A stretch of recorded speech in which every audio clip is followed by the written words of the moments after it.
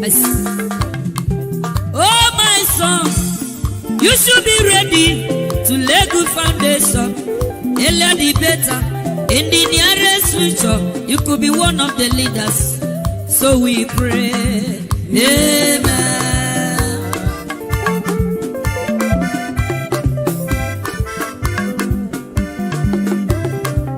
Oh, my daughter, you should be ready to lay good foundation.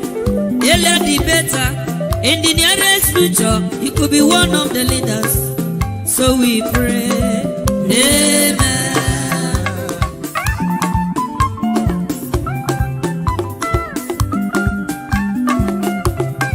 To become a leader is not very easy. To become a man is not a day job. Everybody's ambition is to become a leader and to become a rich man. That is the struggle. So my son, you should be ready to lay good foundation. Earlier the better. In the nearest future, you could be one of the leaders. So we pray. Amen. Thank you, my brother. God bless you. So, my daughter, you should be ready to lay good foundation. So we all know, but everybody is following it. But anyway, be it as in a B, it's just there. Jagaban, the man that knows how to use money to control a lot of people, and perhaps the reason why he's succeeding in government today is because he uses money and he uses wealth. He knows how to use money to entice everybody. And so that's why he seems to be excelling in his government. Yes, I tell you something, when you're stingy, you cannot really make it. You understand? I'm a Peter Obi supporter. I support him to the end. But I used to tell people, the reason why Tinubu is succeeding in everything is because he's a giver. Not really a charitable giver. I don't want to call him a charitable giver. He's a giver that wants his own plan to be accomplished. So he's not a charitable giver. So let's just call a spade a spade. So if you ask me, I would rather say Tinubu government is making a lot of people to run mad on the streets of Nigeria today, because a lot of people is really running mad, and that's a bad story to Nigerians, because we all are not happy about it. Can you imagine a lot of our youths going on the streets as mad people? We don't expect them to be happy. Connect on that's just what I'm trying to say. So one of the things I want to tell Nigerians is, please be yourself. Do not take hard drug because of the drug situation. Do not take anything like drug. Always believe that one day it's going to get better. That's my own belief. And I believe that one day it's going to get better. It is not by taking the drug that will be harmful. Nigerians are I cannot connect in general now. Please stop taking drugs and let us be serious to life. Good evening to every one of you. I appreciate every one of you right there. It's good to be back here again. Today is 2nd of December 2023. Yes, December though they run the goals already. Christmas is around the corner. Wow. Hope say we'll not still day life on Christmas Day, Sha. Hey God. I appreciate every one of you, my people. Thank you so much. I appreciate you all. Mother of all, Mommy Diaspora. Good evening to you, Mommy. Thank you very much for everything. Thank you so much. I would like to quickly appreciate Amaka Afojebi. Thank you very much, Madam. I appreciate you for your encouragement always. Thank you. You said, Mr. Elvis, thanks for your love, encouragement, tenacity in all you do for your great country. God bless always, and Happy New Month. Happy New Month to you too. I appreciate you. Love God is my strength. Thank you very much, Madam, for always remain as a member on this platform. And God bless you, I appreciate you always. I would also like to appreciate Madam. Hold on, let me quickly put it here, because yesterday I could not appreciate you. Let me bring it back here again. Stella Imasevedo, last night, although I wrote on the comment section, but I could not verbally appreciate you. I want to say thank you so much for the support last night. May God bless you. May your pocket never run dry. Thank you, thank you, thank you, my wonderful people. I appreciate every one of you for your continuous encouragement. Let's continue to do what we are doing.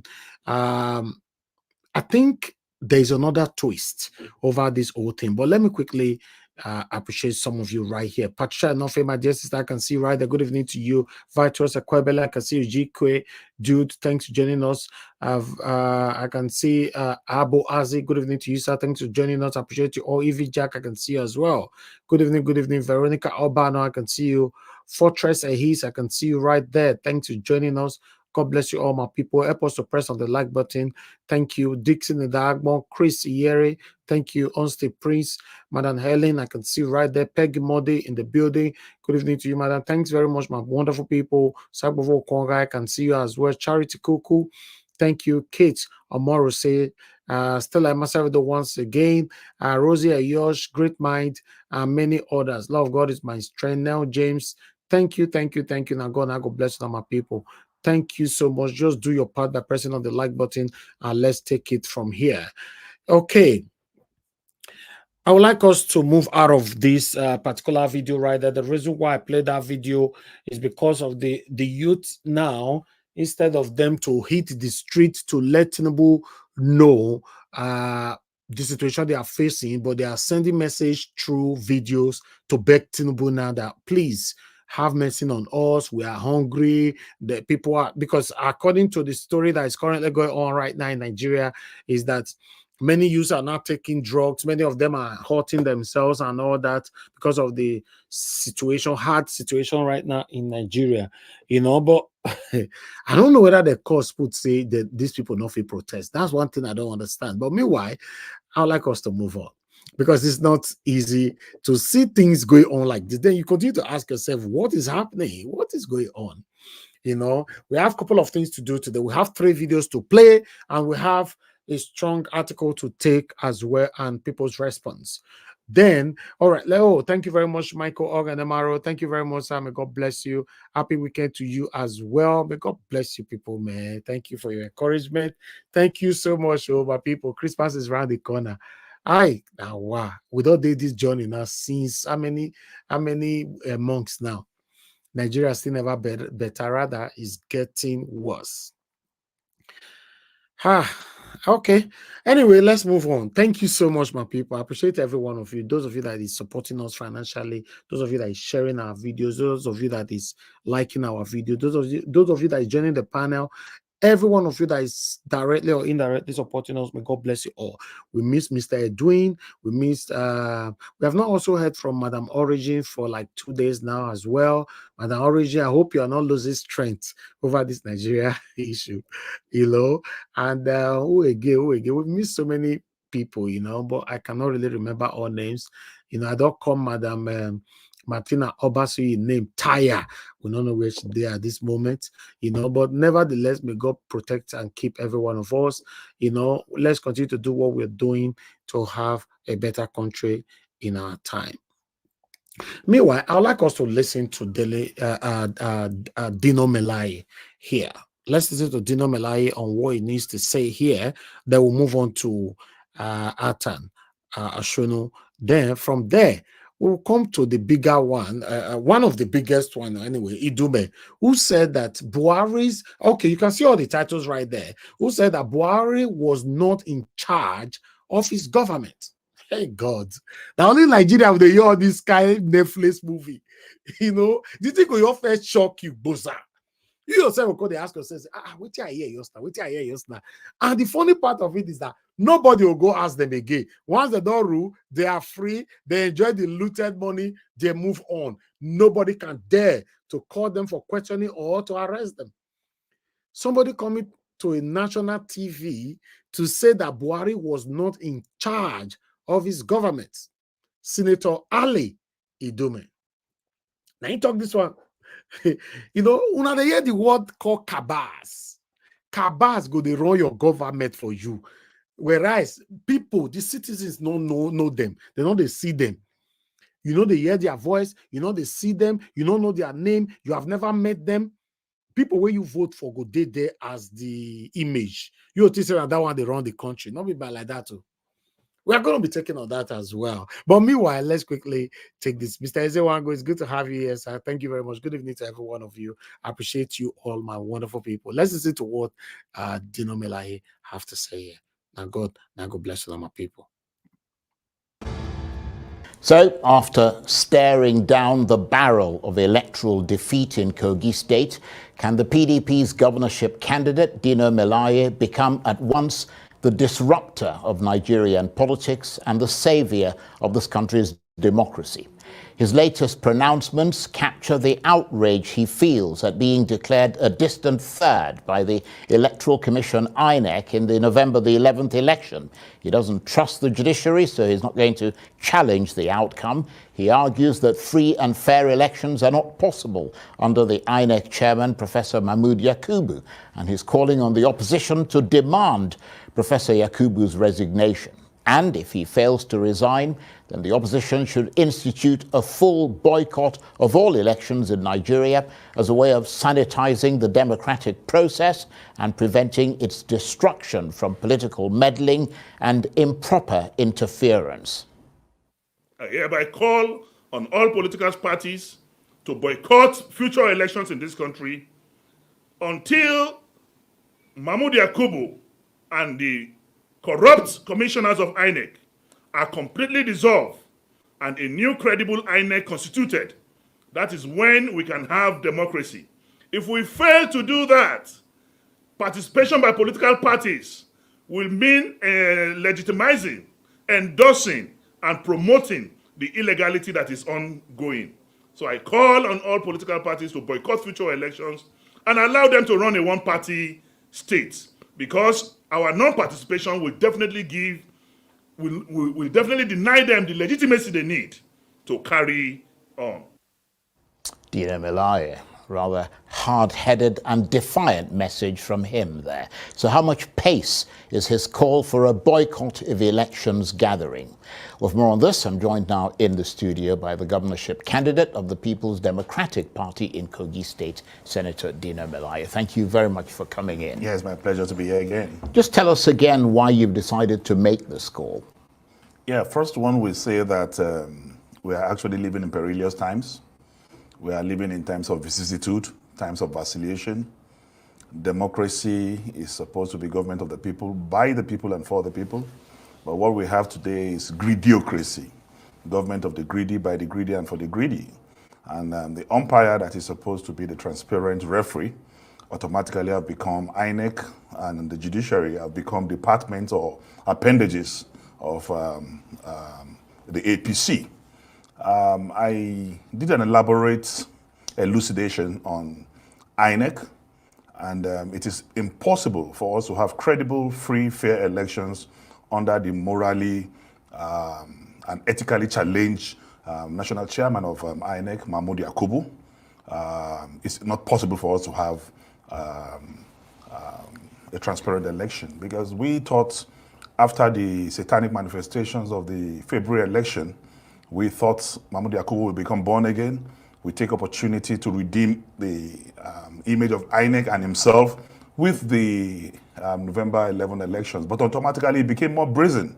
It became more nefarious. And the system adopted, especially in Kogi State, is legendary. It's never been seen in the history of this country, where results manifested even before the accreditations of candidates. And we know that these sensitive materials are supposed to be within the custody of INEC, the central bank. So how is our naira and money safe with the central bank when sensitive INEC materials are not safe with the central bank? Because the results we saw on the streets, the ballot papers that were being completed even before the elections, were supposedly to be in the custody and safekeeping save of the central bank. What we see in courts today show that for democracy that is supposed to be, the courts that is supposed to be the last hope of the masses, as actually now the last tormentor of the common man. I have examples. For example, what happened in Kano? Why would I go to court when the judgment read in court is different from the certified true copy of what was given? And shamelessly, stupidly, the appeal court came out and said that is clerical error. They said it's clerical error. I don't know if the definition of clerical error changed, Because the 3 paragraphs that...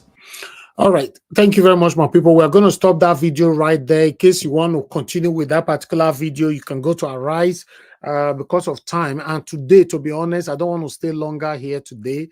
I will propose 2 hours, but for any reason that we have to jump 2 hours here, then I will only do 3 hours maximum. You know, yes, it's like I said before, weekend. I don't want to be staying too long here. Since you guys know that I'm doing 7 days a week, it's not easy. So, but meanwhile, I support Dino Melaye. Going to court is like you are going there to disgrace yourself, because nothing good is going to come out of it, right?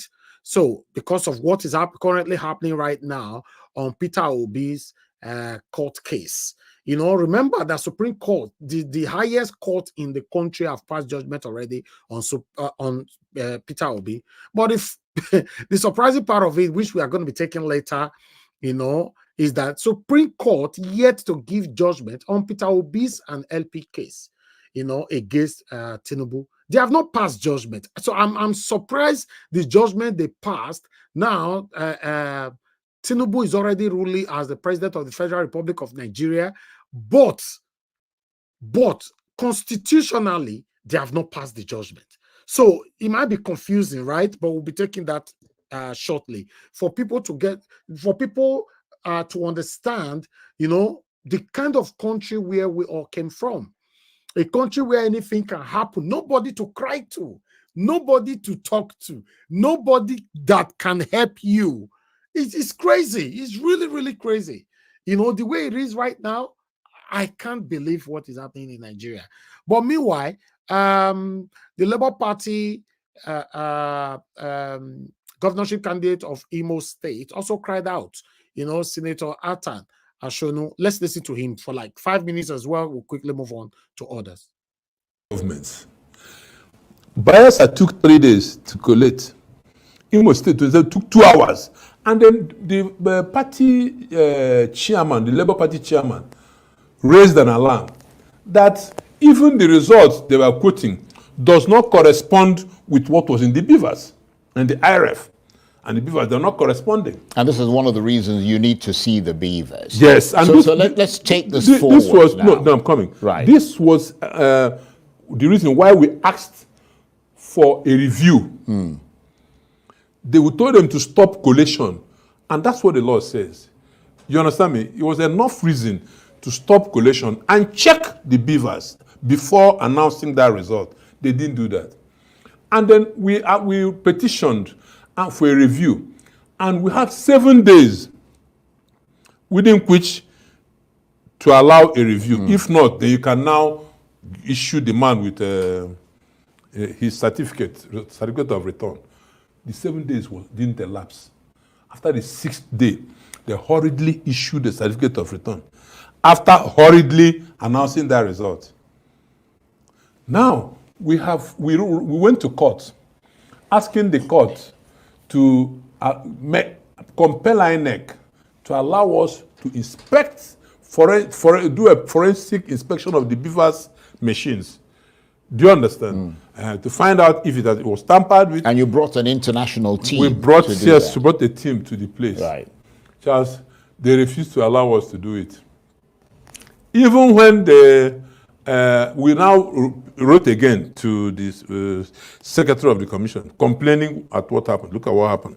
So today, they finally said we can come and do the inspection. Do you know what happened? They flooded the place with thugs. Over about 100 of them surround. I had to raise alarm. I called the deputy commissioner of police. We got information that they are going to attack us when they start inspection of every data. We need to make sure that whatever they have corresponds with what was used to announce the incumbent as the winner of that election. You understand me? We want to make sure that those who were collation agents, who signed those results, were the agents approved by INEC to do the collation. Do you understand? We have to make sure that the right text, all of them, all the officers, because what normally happens is that other people will go for training, They will now use other people to do the actual collection. They use their members of their party. Okay, I will also stop that right there in case you want to continue with that particular interview with Senator Athan. You can watch that on the Rise. But let's quickly go to channels where Buhari was not in charge of his government. Senator Ali Ndume. Now he talk this one for channels. Let's quickly listen to this. Then I'll come back to you guys again. Thank you very much. Please press on the like button. Help us to share. Country from like neighboring countries. In your estimation, you think that President Tinubu should massively recruit? I'm sure he's going to do it because he has started well. This budget shows next year now we are going to have more, and in the next 4 years of his presidency, I'm sure people will see positive change. We have already started having the hope, and I believe in him. In President Tinubu? Yeah. You think he can change things? Yeah, he can change things because the president here is in charge. That's one thing with him. Sometimes people even think that Tinubu is too authoritative and he takes charge. Make una listen, no. Make una listen. But unlike our former president, my president will just give you an assignment and will not look over you. And that's why the problem is. And he knows that. That was the mistake President Buhari did. He ended up confessing these days that he had more kleptocrats in his government than people that they have interest at heart. I was here when I said there are kleptocrats, too many kleptocrats in the government. In the Buhari government? Yes. And now he confessed recently that truly there was he admitted that yes, there was some kind of people that took over power themselves. But in Tinubu's government, you can't do that. You can see what he did to his own son. So during a council, he was going there, and truly he told him off. If it were another person, it would be through behind. But there, he told him that. So you think President Buhari was not in charge, but this president is in charge? Yes, that's what you think? Yes, I think so. But I mean, so and then he also says it everywhere that if I make mistake, correct me. And if you don't tell me, then I will hold you responsible. He told his ministers. But then you still have one or two people here and there that also try to take advantage or do funny things.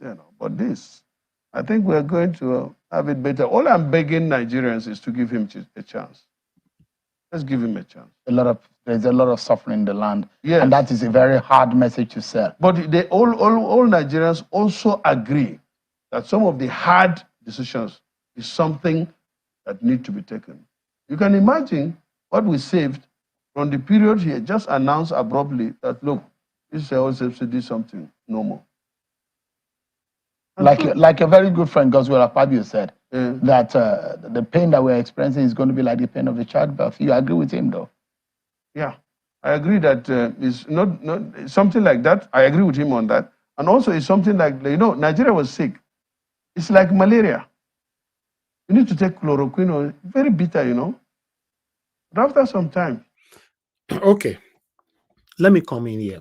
Nigerians, you can listen to this APC man saying that Nigeria was sick, like a malaria, you need to take chloroquine and all that. But Nigeria was sick under the same APC, right? And these people that is complaining right now that Nigeria was sick, they are also the same APC. And as of today, none of the previous administration is in prison, apart from Emefiele and the EFCC boss that is already been released. You see, these people, they are just dribbling themselves, thinking that, we Nigerians, we don't know what we want. Although that's what it looks like. To be honest, that's what it looks like, because when somebody continues to tempt you and treat you like a fool, and you yourself continue to behave like a fool, they will continue to treat you like a fool. That is it. Because normally, if Nigerians were reacting, people like this cannot come on the national TV to tell us that Nigeria was sick. It was like a malaria, right? We have a long way to go if we continue like this. You even get heightened level in, when you are treating malaria. But if you don't take the treatment, it can kill you. You understand? So I think it's good that the president took that kind of a decision. And I'm happy that he has a good team around him. So far, so good. You look at the recommendation of UNESCO, for example. Okay, I'll stop that one right there. We are going to have a quick twist, an update on the ongoing demolition in Lagos. You know, we've have somebody now who came in from FHA. You know, his name is Mr. Akintola, saying that there was no building approval for the buildings they have demolished, they have brought down so far. So, you know, I would like us to listen to this. That's an update. Then I'll come back again to politics. Please, let's quickly listen to at least like 5 or 10 minutes from this video. Now, the Lagos state government says it will not bow to pressure over its decision to demolish some buildings in the state. Well, some 600 houses have been demolished in the Festac area. Other structures have been taken down in Ikota, Lekki, Alaba, Ajao Estate and Abuleado, prompting condemnation and disapproval. But the Lagos state government... Okay, let me say this. Sorry, guys, that I'm coming back again. I'm sorry, because I need to make sure that my audience understand or follow up properly what we're doing here. Remember the man that came to Arise yesterday to cry, one of the victims of the demolished properties and all that. He was raining praises on Tinubu. Tinubu is a good man, is this and all that. And then too, he also went on by saying that it's not the Lagos state government that is destroying or demolishing their buildings, that is another third party, which I was surprised. For some of you that followed yesterday broadcast, I was actually surprised that, okay, what's happening right now? You know, this man is defending the Lagos state government at the same time, raining praises that Tinubu is a good man and all that. But fine. But today again now, we are hearing another thing now that the Lagos state government is taking responsibility, that they will not bow to pressure, that they will continue to do what they are doing. So now, I'm beginning to surprise. That man yesterday will come Arise. What was he doing? That's what I don't understand. Why can't we call a spade in Nigeria and just say it? I read, you are the victim. Just tell, you know, I don't understand. Because if you have to look at it right now, the man needs to be questioned, you know, if he really get approval when he build the house. Because what he was doing yesterday, he was trying to confuse everybody, in, you know, and all that. That's what Madam Rita was trying to say yesterday. Let's listen to this. I would like to take it back again. Lagos state government said they will not bow to pressure. That means they are taking responsibility of what is going on. They have demolished over 600 buildings already. Let's take it from here. 1 minute. Now, the Lagos state government says it will not bow to pressure over its decision to demolish some buildings in the state. Well, some 600 houses have been demolished in the Festac area. Other structures have been taken down in Ikota, Lekki, Alaba, Ajao Estate and Abuleado, prompting condemnation and disapproval. But the Lagos state government has said it reserves the right to demolish the structures as they were illegal. It says a 7-day contravention notice was issued to the owners of the buildings following several other notices served on the owners. We're joined now by Akintola Olagbemiro, who is the zonal manager, Southwest of the Federal Housing Authority. Thank you for coming to Newsnight. Thank you so much. Now, are you aware or are you bothered that this incident has been generating some ethnic colorations? Well, I am bothered because of what people are saying. And whatever it is that FHA is doing has got nothing to do with ethnicity. What we deal with is buildings. Even the purpose of FHA is to provide houses for everybody, every Nigerian, no matter the level. So talking about this aspect of, you know, sectionalization or whatever it is, you understand, bothers us in the sense that this is not the true picture of things. What exactly is the true picture of things? Because we're hearing that the FHA, the Federal Housing Authority, has plans to pull down 677 buildings or structures, if you like. So far, 600 gone now. 600 gone already. What exactly is the basis of these demolitions? You want to help us understand why there's a need for these buildings to go down? Okay. First, maybe I'll go into some of those reasons then before we go into some other little details. Absolutely. I would like you to actually take a look at this. These are the situations that you can see, you know. This upper part, these are all areas that are leading to the canal. While this If our cameraman can capture that very quickly. And while this lower side is actually blocking the canal completely. So when you look at this, you understand, these are just some of the reasons. And then a lot of people are building on major roads that were already being told not to. We were warned. Were they told not to verbally, or were they told officially, documentation? There are documentations to that aspect, ma. Right. Yes, there are documentations to that aspect. And okay. Right. Yes. That's fine. Okay, so this shows, I mean, flooding going on. You know, it just speaks for itself. Right. Poor drainage system leading to flooding within the estate. Another set of buildings that were not taken into consideration because all of them, there's no building approval. Nobody supervised those buildings. And these are areas where Festac also grew up from. And when you look at the level of foundation and even the level of the roads, these are things that are necessary to be put in place in these areas. But the question Nigerians are asking, Tolu, is how on earth is it possible that the structures would be built, I mean, from the foundation, from clearing to the foundation, to getting to lintel level, getting to, you know, I'm sounding like a builder now, you know, getting to the very top, to the point where people move in and begin to live in those structures? Yeah, first things first, FHA has a land which was acquired by the federal government, which is about 2,024.6 hectares. First phase of hectares was built in about 530. The other phase is supposed to be built in the same manner by way of concession and building roads and all the necessary infrastructure. Then the issue of all these families going to court injunctions and all that. We've had that severally over the years.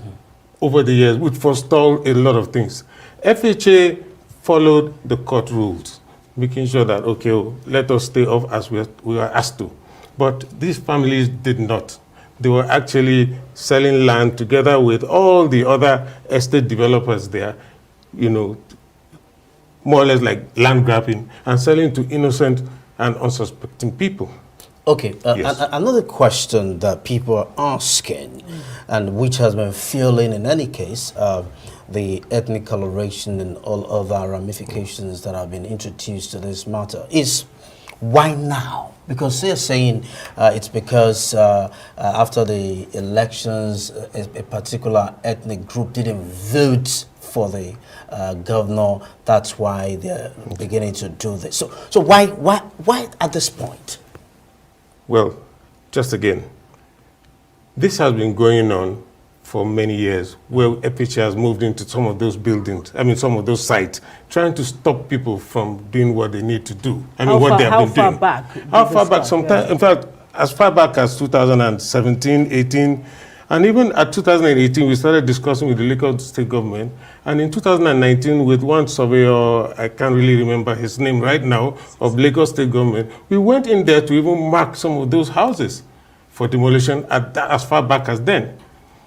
Somehow, all these court injunctions just kept on coming in. But in 2021, when the management, right now under the leadership of Senator Gbenga Ashofa of Federal Housing Authority, came in and they saw that the level of encroachments was quite a lot. And what is happening, that is as if we have gone to sleep. Let's be realistic. But nonetheless, it doesn't mean that we shouldn't do what is right. Now, when you look at, I mean, at that time, we got all our approvals, of course, from the authority and all our management and the board. And We moved into site and we started demolition. And we said, look, the number of encroachment here is quite enormous. And the reason being that even when our people used to go as far back as those times that I was talking about, honestly, a lot of them were beaten, taken to hospital, and all that by the thugs that were being used to attack our staff. And when you look at some of these things, even when we go with some of the security forces, you understand, somehow they had to repel. So that no lives will be lost. Let's be realistic, you understand? Number one, the property owners, especially the one we had here yesterday, actually claimed that there was no notification whatsoever, that their structures were going to be pulled down, that they were given only hours, as a matter of fact, before FHA swooped in as the demolition man. Help us understand that aspect. And when you demolish these structures, is there any plan for future developers to still build on the same, sites that are being demolished? First, let me go to the part where you have said that the person claimed they were not given enough notices. Yeah. In 2021, when we did the first demolition, we were asked to stop so that we could actually look at the situation of things and use what we have on ground, especially with our town planners and, of course, our surveyors, to be able to save as much as we can from this development. Because how do we go ahead and demolish over maybe 12 to 15,000 houses? It doesn't make sense. It doesn't. Everybody is going to be against FHA because that's what we're supposed to be doing. So what we try to do is, and what the management actually introduced, what we call the VRR, which is verification, ratification, and regularization at the end of the day, of course, after whatever fees that they're supposed to make. But nonetheless, these people went in and still continue to build, even after telling them that they should please stop. So in 2022, in April, we flew a drone over the whole of Festac. The whole of Festac. We took permission from the 9th Brigade, you understand, to be able to do that because it's illegal for us to do it without their consent anyways. So we took that so that we could have a clear picture of what is going on. Honestly, I'll show you so that you can also take a look at it. This is what we found. Okay. I don't know if you can see what that. Can we read? Please. Right. Yes. Cluster. Okay. All encroachment. Encroachment illegal. Okay, you know what I wanted to do first now, yeah? So if the cameraman could there's a green area and there are clusters, very it's not that this green is that these are trees covering houses. Oh, right. Great. These are trees covering houses. Yeah. Yes, these are trees covering houses. Okay, gentlemen, please, you know what I need to do for us now, yeah? Yes. Keep these documents. Okay. Keep them. Yeah, keep them very well. Let's forget how the demolition happened. Yes. Let's talk about Naira and Kobo. Okay. What plans do you have now, Yes. right, to compensate these people? Let's talk about that. Will there be any compensation? I'm sorry, when you talk about compensation, it means we gave them approval to even do so. No, we're not saying that. No. Let's put some human face to this. We didn't give anybody a single approval. Even before we started in 2021, you understand, we asked them, could you please give us an approval, even if it is from any government arm or whatever. And who are the people supervising you? How did you get here? Nobody could give us any supervision. I mean, any of those approvals. So when you look at that, honestly, it becomes very, very, very difficult for me to say that we're going to compensate people that we don't even know. So but what we're doing now, we're trying to do that VRR. No, what we're doing is doing the VRR for those that are not on major roads, canal ways, you understand? And they're not even close to NNPC pipeline. I'm sure you're aware of what happened in 2020 where they said there was a kind of bomb blast. That was not a bomb blast, it was actually on the pipeline. Right. That was in there. And many people lost their lives and a lot of structures too were demolished by that bomb blast, or rather by that blast. So these are things that we're trying to avoid. People are built on even high tension ways. People are built, you understand, almost everywhere. And then you go there are houses that, big houses, the roads are not even up to 5 meters. We cannot even take two cars at the same time.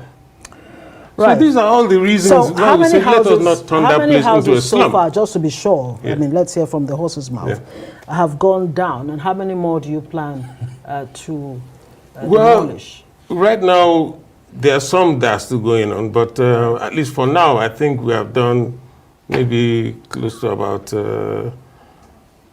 maybe 300. Do you want to reassure Nigerians, especially Nigerians from a particular section, who feel that this really is all about victimization? How do you reassure them that this is not what this is about? No, this is not victimization of anything or anybody, because they were all warned. They were all given notices. Especially as from that 2021, it was steady notices, very steady notice. And the last one we gave was on the 4th of September, 2023. And we even wrote 7 days before we now carried out our action just about 3 weeks ago. Architect. Yes. Wow. Wow. I don't know what you guys think about that man. But for me, I have a lot to say about that man, but I won't talk until my panelists will say something. Now, wow. Nigeria. It's painful, sha, with the country where we all came from. But nevertheless, I'm going to post out a link right now because I'm done with all my videos for today. I just only have article to take now, then we'll take it from there.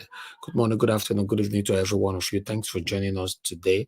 I appreciate every one of you. Please press on the like button if you want your voice to be heard. I'm not going to stay long today, and I'm not going to give people enough minutes to talk as well. So just call me, say something, then we can quickly move on and close the broadcast early today. Thank you very much, my people. I appreciate you all. I can see more people. Can see Madam Rita right there with us. Madam Rita, thank you very much for joining us. Good evening to you. Can see more people, Victory all the way, just joining us as well. And many other, Abiajulu, I can see you right there. Good evening, good evening. SO, I can see you right there. Thank you very much, my wonderful people. Ebuka and Olga, I can see you as well. Blessing, I can see you. Thank you, thank you, thank you, my wonderful people. Noble Man, I can see you right there. Thank you, thank you, thank you, thank you. And God bless all my people. Sagio, DSA, and many others. Are there Dobo is there as well. And God will bless all my people. So Omo Ola, thank you. Angelo Emmanuel, Shooks, thank you so much. Thank you. All right, we already have one person with us here. Thank you so much for joining us. I'll come back to you shortly. So let's take it from here. We also have somebody calling in. Hold on. Let me, I love God, please let me finish with my presentation. You can call back after this presentation. But meanwhile, let's quickly take this article right here. Let's take this one together and so that we, concerning Mr. Peter Obi, over the judgment, the Supreme Court judgment, the past in favor of Tinubu. As you can see right there on the screen, Supreme Court didn't deliver judgment in Obi's case against Tinubu. LP cries out. Okay, let us quickly take this one together. The leadership of the Labour Party on Tuesday raised the alarm that the party and its presidential candidate, Mr. Peter Obi, had yet to receive the a certified true copy of the Supreme Court judgment that affirmed President Bola Tinubu as the winner of the February 25th poll. It claimed that the Apex Court did not deliver a judgment on Obi's case against Tinubu, describing the situation as embarrassing and depressing.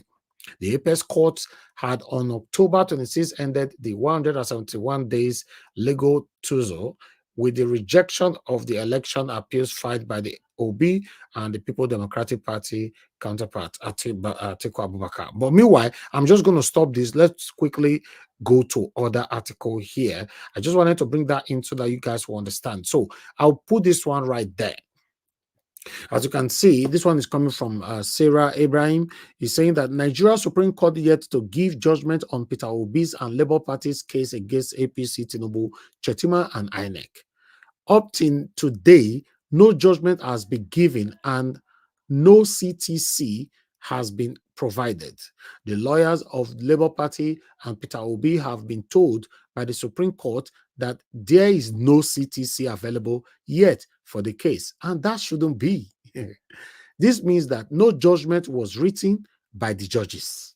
So they just came up and passed judgment just like that, according to what we have right here. But people have reacted. People have reacted to this. As you can see from the same series, saying exactly they don't want a reference of the case. They must produce that CTC. But other person is right here, Pierce. From the day of the ruling, I already knew there would be no CTC because of the judicial rascality they brazenly displayed.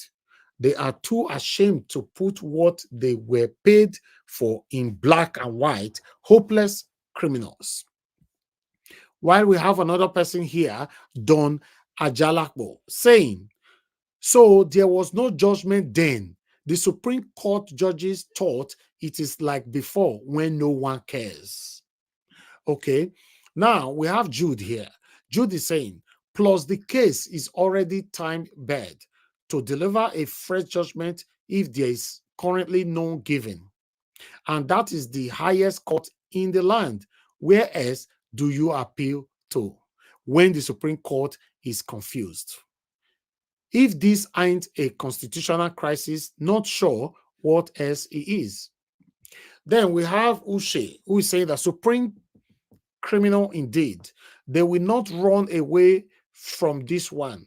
We must have that judgment, its post entitlement, and everyone's else.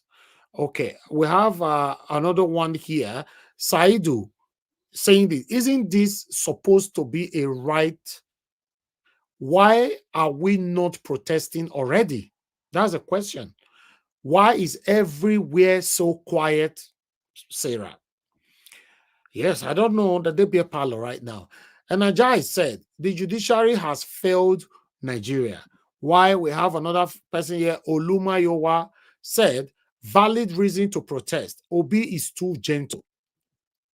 Okay, we have another person, Ebere, is saying when it was alleged or rumored that a former minister and member of the cabal of this present regime was busy writing judgments for the tribunal, we thought it was a joke. Now, see the missing judgment on LP's case and scandal at Kano. Then we have another person here, Generation Football, saying promoting illegality, it is demeaning the country we found ourselves in. While FG Studios 247 say, we are waiting for them at the junction. They can't hide from this. The CTC must be produced.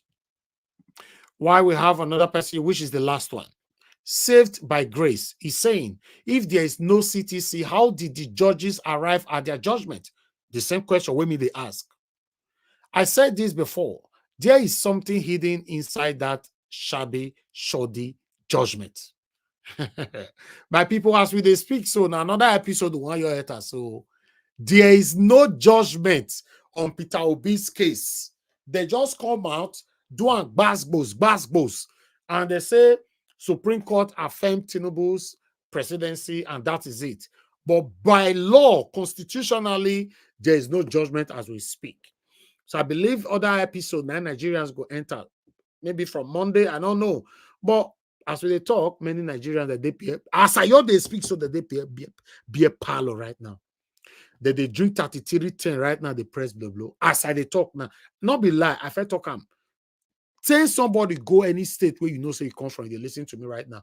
May they drive around just 4 or 5 lounges in your state. You see, I say Nigerians they drink 3310 right now. My people, that's all I have for you today. I'm going to start taking calls right now before I come back to the panel. I only have 2 people with me on the panel right now. So depend on how many people that is right here will determine how long I'm going to be here for. Please understand with us. We'll take it from here. I can see more people right there coming in on the comment section. Thank you so much, my people. I appreciate every one of you. Thank you, Peter Ife. I can see your comment right there. God bless all of you. So let me quickly give opportunity to Love of God is my strength to speak to us. Love of God is my strength. Good evening to you, madam. Thanks for calling in. Please, I'd like you to talk to us. I think I've not finished your presentation. I think no. No, that's fine. That's fine. Talk to us, man. Thank you. Sorry. Thank you. Yeah. Yeah, thank you very much. Nigeria wash. Nigeria now, wow. Oh, that's not the UK. maybe I go to say, now so every nation will be, every country, I would say now so Nigeria is a big problem. How can you dodge a case?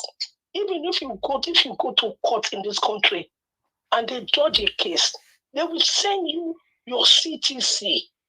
Even if you lost your own, you cannot, you misplace it. You can see order for it. They will send it to you.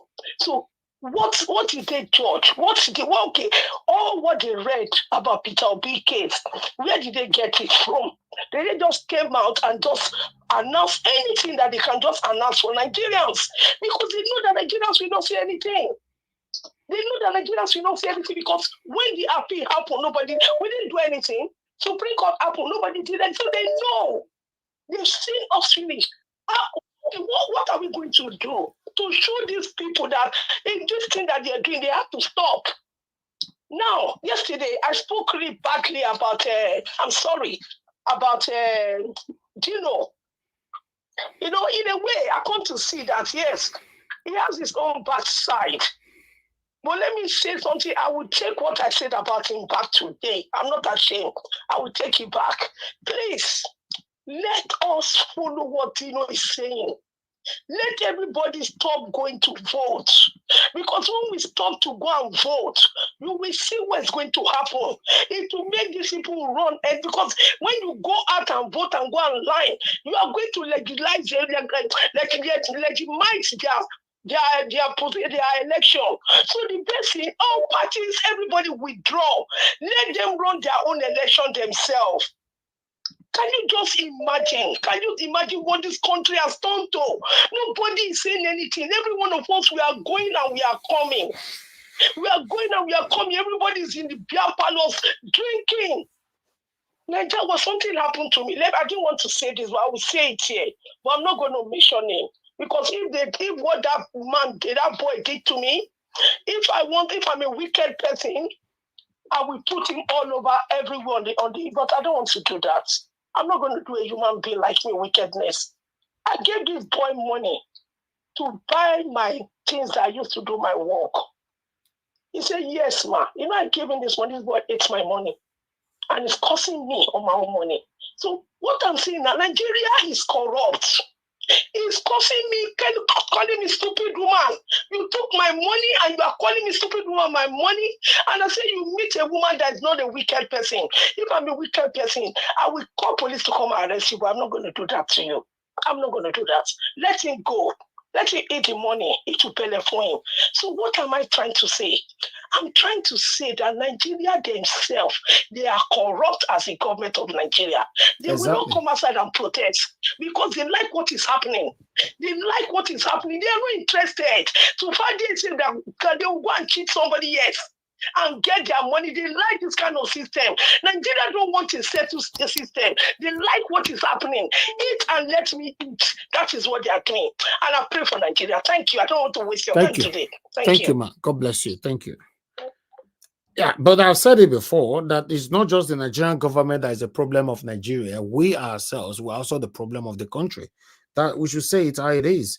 That is a problem that we all are facing. A lot of people in Nigeria are very, very corrupt. In fact, many of them have more satanic heart even than the government. That is the truth.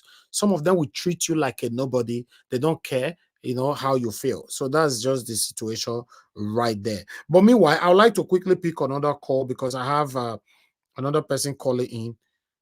Hello, madam. Thank you very much for calling in. Good evening to you. Please talk to us. Hello, yes. Good afternoon, everybody. Yes, I'm happy that I'm able to call today. Nigeria Watch, God bless you real good. Everybody on the panel, God bless you all. We're doing a good thing. I just quickly want to say something. Like the last speaker said, yes, I follow what Dino is saying. We should all just come together and face this. But my question is, if the judiciary has power over every other aspect of the country, why not on INEC? Why can't they force INEC to release the CTC? They cannot because they are working together, madam. We shouldn't be going on those kind of conversations that will never have head. No. I'm saying I know they won't do it, but what I'm saying is that should be our line of protest. We should, because Nigeria has been They have turned everybody into something else. That Tinubu started this Agbero thing, and every right-thinking person is not thinking right anymore. They are thinking like Agberos. So what is lawful? They don't do it. So our protest, if you have to protest or do anything against them, like Dino is crying out, should start with judiciary, making sure INEC releases this. It's not INEC, madam. It's not INEC. It's judiciary that refused to release the document. It's not INEC. Why does the judiciary the judgment that the judiciary passed on Peter Obi, they refused to release the document. That means there was no judgment. I'm not talking about the judgment. I'm talking about the certified true copy of. I thought they said INEC did not give. No, they are talking about INEC have done their own. They didn't release their own. They said the certified true copy of judiciary. Judiciary refused to release it. Okay. I got it fixed up. Okay. Now they said that we were pressurizing them during the all eyes on judiciary. Now all eyes on them will start again because they have to give it to us. That is the law. We have to start from somewhere. If you have to go on social media and start with all eyes on the judiciary, release CTC. They can't say we are pressurizing them on that. If you are asking them to give us what belongs to us, release CTC. Be transparent. Let's do this. We can join. We can start like Dino is going on there, and somebody starts too because I'm over here. I'm not in Nigeria, so we can start something like that on social media. Say, judiciary, we want our CTC. We don't have the judgment. I mean, they are not going to crucify us for that because we are asking for what belongs to us. Why would they not be transparent enough? They claim to be transparent to release the CTC. We need to get it. We have to start somewhere. We know that Nigeria is just so different from other countries. I don't even know what to say. Thank you. They get you so angry. You say the wrong thing sometimes. Thank you, madam. I understand. It's frustrating. It's frustrating. It's not your fault. It's everybody is affected.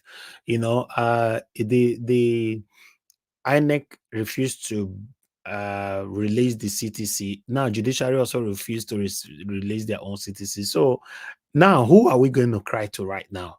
You know, we all are saying that we should go back, like according to Madam Olana, saying that we should go back to this social media and start writing all eyes on judiciary. What about the people in Nigeria? Which work did they do? They don't enjoy this whole thing. Me, I don't understand though. Anyway, good evening to you, your name and where you calling us from. Hello, sir. Your name and where you calling from, please. Yeah, this is Mr. Johnson calling from Turkey. Okay, thank you. Can you hear me? Yes, sir. Thank you. Good evening to you. Yeah, I read your headline, but to me personally, Obi is to be blamed in this matter. Obi is I don't want to use the word too weak. You can't try this kind of people that are weak or people that they fire shit. Obi is just too. Obi kind of politics cannot take him anywhere. It's too. I don't want to say it's too weak. It's just. You see what Obi is not. It's not rugged at all. Nigeria need a rugged politician. No, this this kind of quiet. No, you cannot go anywhere with this. How can Supreme Court after a month I'm not released CCT? Obi is not even a matter. APC needs fire for fire. They need power for they need fire for fire. All this kind could they. No. They're just taking a bit for granted. They're just acting on his weakness. You can't do this to people like the wiki, people like the shogun. No, they'll be cracked. May even fall. Okay. Thank you, sir. Thank you so much. Thank you. Yes, sir. Are you getting my point? Yes. Thank you. Thank you. God bless you, sir. Thank you. Yeah. Hi. Wow. All right. I would like us to quickly take another call here. To be honest, this is something else. Nigeria. I don't know. Thank you very much, my people. I appreciate every one of you right there. Hello, sir. Can you hear me? Okay, looks like you're not there. I think we need to move on. Let me come back to the people on the panel. I'll pick more calls later on. Thank you very much for your time with us, my people. I appreciate every one of you. I would like to come with Mr. Ike Jude. Thank you very much for being here. Okay, my brother. I don't know if you can hear me. Can you? Yeah, you are better now. There was some noise coming Hello? out before, but you are good. We can hear you now. Hello, can you hear me? Yes, sir. Oh, Can you okay. hear me? Yes, I can hear you. Right. Once again, we are here, out of the case. I know you don't drink, and maybe that's why you say 3310. That thing is 33 export. 3310 used to be one Nokia phone that we used back in the years. You know, Hey, so okay. what people are drinking is 33 export. So when you say 3310, everybody will be wondering, is anybody drinking Nokia phone in No, the past? there's one drink in Nigeria people drink. They write 33 on it, something like No, that. that's it. 33 export beer. 33 export lager beer. Make una That's no what it is. uh, so my brother, I just brought this thing out, just for us to laugh over it. But the case in Nigeria is very serious. There is no way, there is nobody to run to. Because how would they write a judgment? Do you know how long it took from the time P2B submitted and the lawyer submitted their case and when Supreme Court came out with their judgment? I think it was 4 days. I don't think it was up to 1 week. How could the Supreme Court make judgment within that short time? So this shows us that we just submitted that thing and they trashed it. They put it in a trash and then read out one judgment and say all of that judgment applies to everybody that came to bring their case to the Supreme Court. In fact, it will be, this guy is bold enough. We are even talking about the one he did in the tribunal. He is still coming to the Supreme Court. Maybe that was what they did. Then we are here screaming. That was how we screamed when we wanted INEC to give us CTC. Eventually, when they gave us blank results, stamped blank results, still, the tribunal said that, do you expect us to go and bring evidence for you? Then where is your own evidence? When the person that is legally entitled, that is supposed to have the evidence, did not give it to you. So even this one now, after 1 week or 2 weeks now, all of that will go. I watched NADECO and what they are planning to do. I think we also will be looking in that direction. We'll be looking in that direction. NADECO has plan. NADECO has plan for us to find a way to unseat this illegal government. Because if this government was not elected by the people, they will never work for the people. They will never work for the people. So we'll stay here every day, one policy or the other will come out and they will all be anti-people. You saw that FCT administration brought buses that were abandoned in China, and they brought them and they're painting, spraying them to green. You saw the arcade that Wike wants to go and build. You saw the vice presidential lodge that he was defending, that he wants to do with 15 billion. All of those things, none of them will be for the people. The earlier we realize it, the better. If you are waiting till 2027, I don't know how many people that will be alive till then. With the way this government is going. With the way this government is going, by that time, everybody will even be too weak and tired to even stand on the street to march. So this is the best time to do it. So this is the best time to queue behind NADECO and other well-meaning civil societies that have action plan on how to get this thing, get this illegitimate government out. Because if we think we are outside and it's not going to affect us, no way. Whatever that is happening in Nigeria is affecting every one of us that lives outside here. I'm telling you the fact. It's affecting us. Because when they call you, I knew somebody that said he could not sleep for about 3 days because of the things that happened in Nigeria. And meanwhile, he's in the US here. But he couldn't sleep for 3 days. So if Nigeria is good, it's good for all of us. If Nigeria is bad, it's bad for all of us.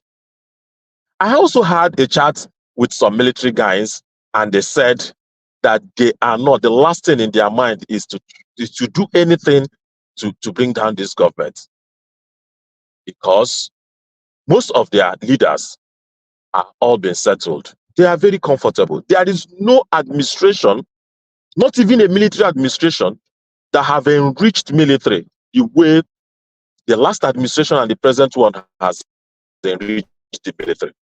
If anybody is enjoying such wealth not worked for will tomorrow say they want to help rescue this country.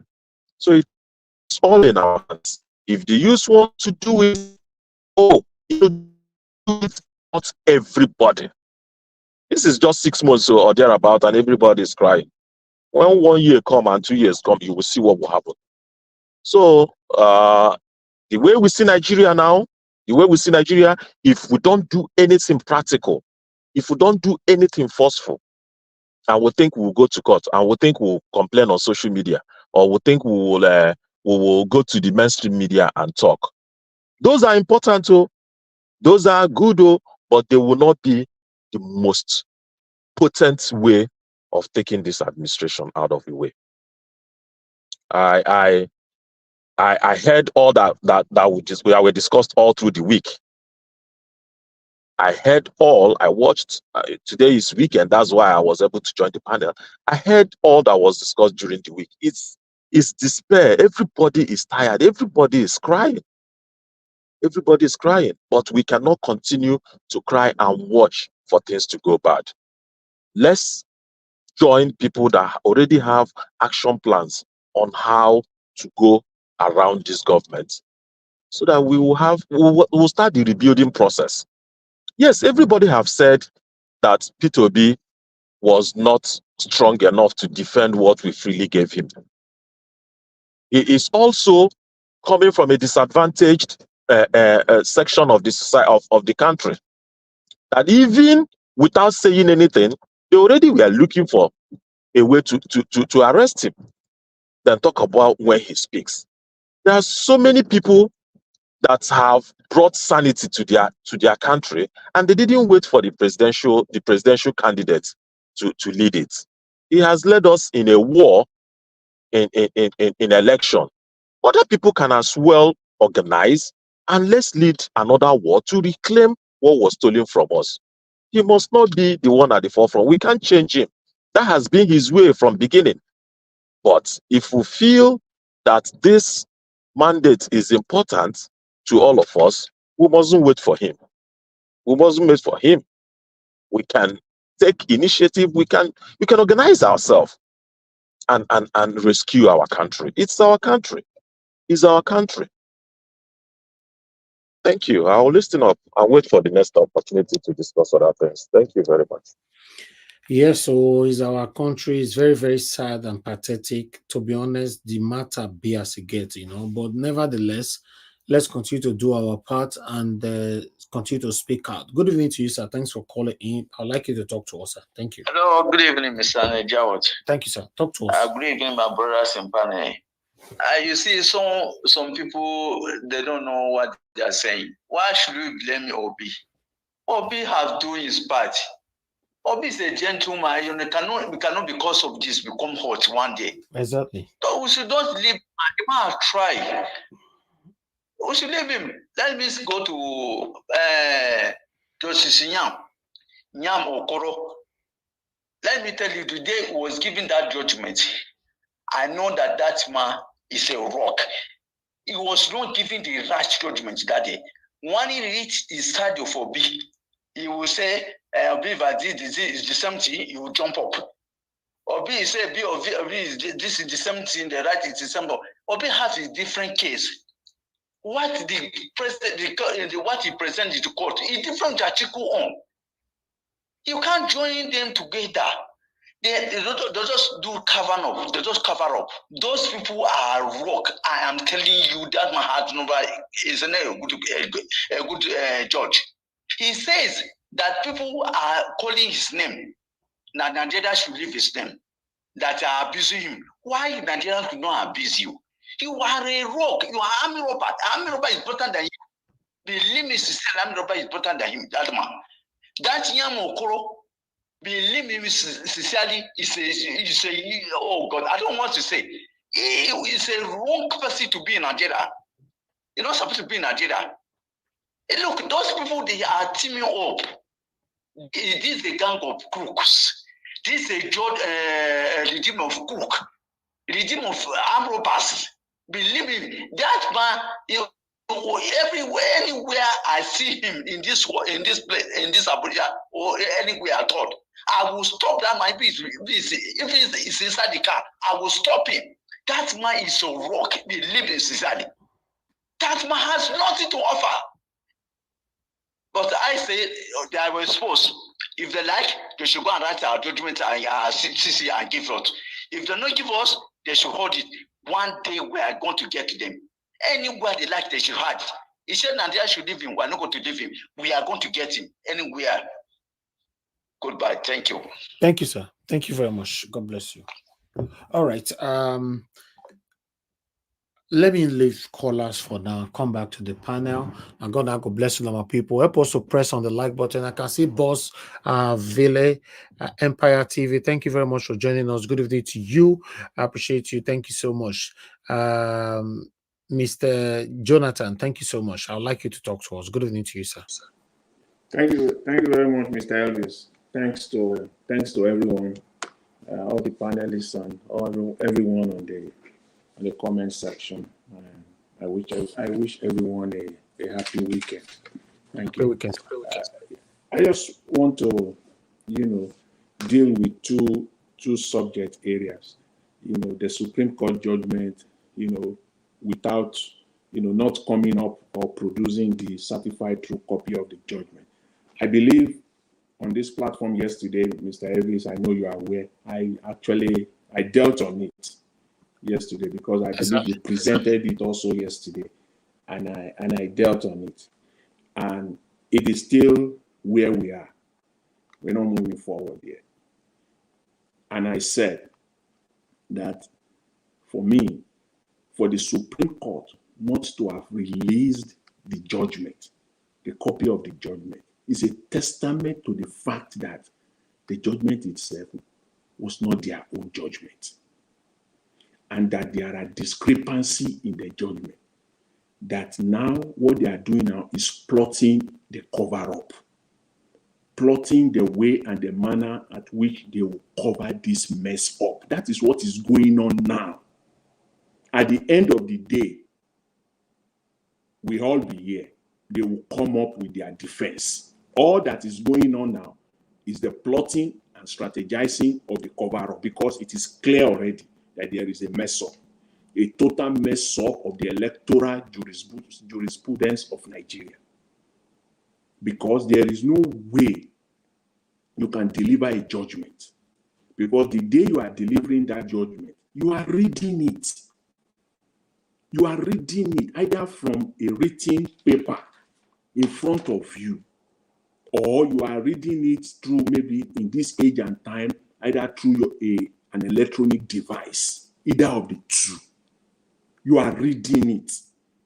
There is no way you can only stop and maybe expatiate on a paragraph or on a sentence or on a part of the judgment that you just read. You can stop for a while and make an additional statement. That statement that you are making out of your mouth is not the judgment. That one is not part of the judgment. It is the written one that is the judgment. Any person with any law, any lawyer or any lawyer I wish they would come and clarify this. This is simple and straightforward. It is the written one that is the judgment. Whatever you are saying out of your mouth, you can say it all you like. It is not the judgment. The written one is the judgment. So where is the written judgment, which will be the certified true copy? And I tell you now, they've messed up. They've messed up because they have to come up. It has to match. And also, remember, in this age and time, there are also recorded, all that on that day that they read, October 26th, they delivered that judgment. There are also audio recording of that judgment. all over the place in the hands of people as we speak. Everything they said in that room that day, the audio recording is available.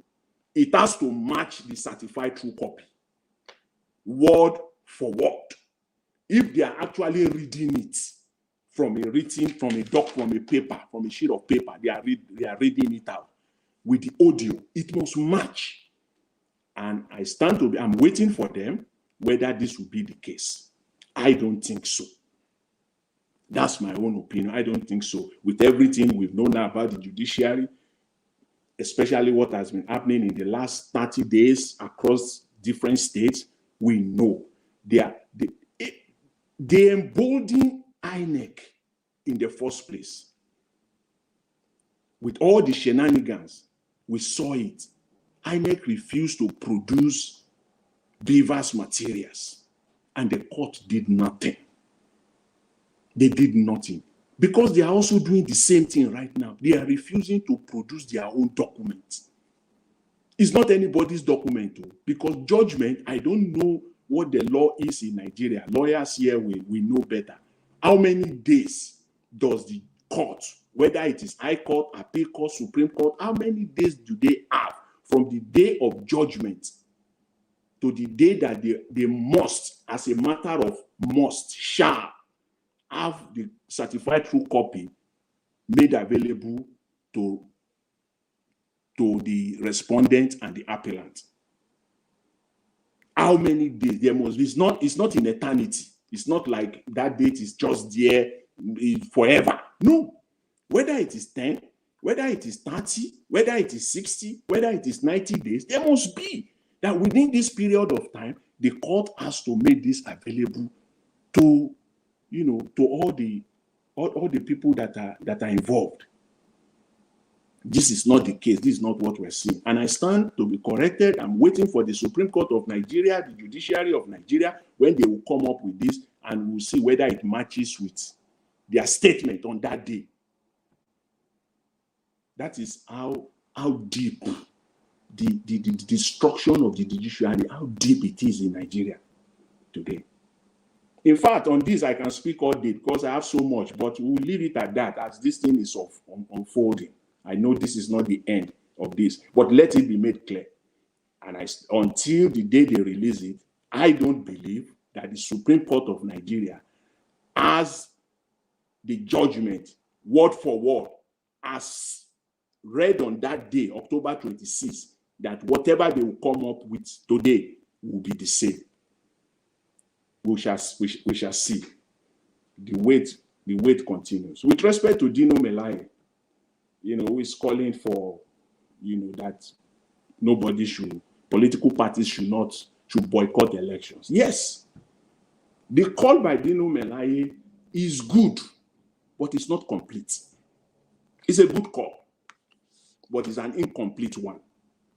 Mr. Dino Melaye, you have the opportunity to listen to this, or people who know you, please take this.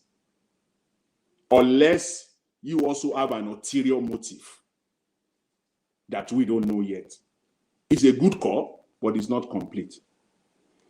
Here is the thing. Sacking Mahmoud Yakubu alone, you can sack Mahmoud Yakubu all you like. You can replace Mahmoud Yakubu all you like. And replace him with one Shehu Musa, replace him with another Ibrahim Abdullahi, or one Osanwo, or one Nnamdi, or one Oyetola. Anywhere in Nigeria, you can pick anybody from any part of Nigeria, replace him with Yakubu. The problem will still be there. It must be done in conjunction with the two things. One, the president, the power to appoint the INEC chairman must be taken away from the president. The power to appoint the INEC chairman must be taken away from the executive, and the power to appoint electoral commissioners must also be taken away. Then we are talking. Then you will have a semblance of order that you can say, okay, even if they will still rig, political parties can now say, okay. But Mr. Jonathan, who will pass? Who will grant that decision? The fight that Dino Melaye, is embarking on, that fight must also, they must incorporate, these two must also be part of that fight. If they are fighting that, see, it's very easy for them. If they embark on this fight, very, very easy. You will see, they will sack Mahmoud Yakubu, they will replace him, no problem. They will, and everybody will start shouting, hey, Mahmoud Yakubu is gone. Please, we are no fools here. We are no fools here. Nigerians are not fools here. This is 2023. We all know the history of Nigeria. Sacking Mahmoud Yakubu, replacing him with any other person is not the solution alone. It must be a complete holistic process. The power to appoint because who will appoint another person? Is it not the same man? So you are telling me that so they will just appoint one Shehu Musa, one Abdullahi, or one Adekunle from Lagos, or whatever, any part of Nigeria, and then he will even do worse than Yakubu, because he will play to his masters. So what are we talking about here? Until when there is a level playing field, until when the power to appoint the leadership of INEC, both the chairman of INEC and all the electoral commissioners, then we are talking. That will be the beginning. That will even, it's not totally complete, but that is the only time. I said it, the only time when political parties can now say, okay, we want to get involved again. For any political party in Nigeria, as it stands right now, to be campaigning, talking about any election, that those people behind that, within that party, they are crooks. I've said it before. They are criminals. They are part of the destruction that we have right now. Because you know you are going into the game that you cannot win. Who does that? Who will do that in a normal setting? You want to spend, that means all the money you come and it's not even your money. You are giving the money under the table to come and play the game, and as if you are a political party, so that on the day of election, they will rig you out, and then you just go under the table because you have collected. So you're not going to talk. Why will any normal person go into a game that you know who will do that? You go into a game that you know that you stand no chance of winning, and then you want to spend millions and billions. Most likely that money you are spending is not even yours.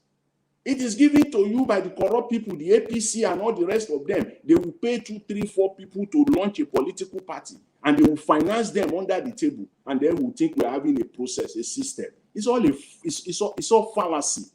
It's not. That's not what is that. That's the situation here. Until we have true political parties, yes, they let them come together and fight this battle together. For any political party in Nigeria, any individual calling for an election in Nigeria, you know the person is a crook. Just call it the way it is. Don't whether I'm trying to be diplomatic. No, the person is a crook. This is where, because Nigeria has been messed up to a point where, putting the country back now will take more than the people that we have there. You need people of character. We can't emphasize that enough.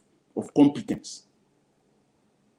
Nobody participating in any election.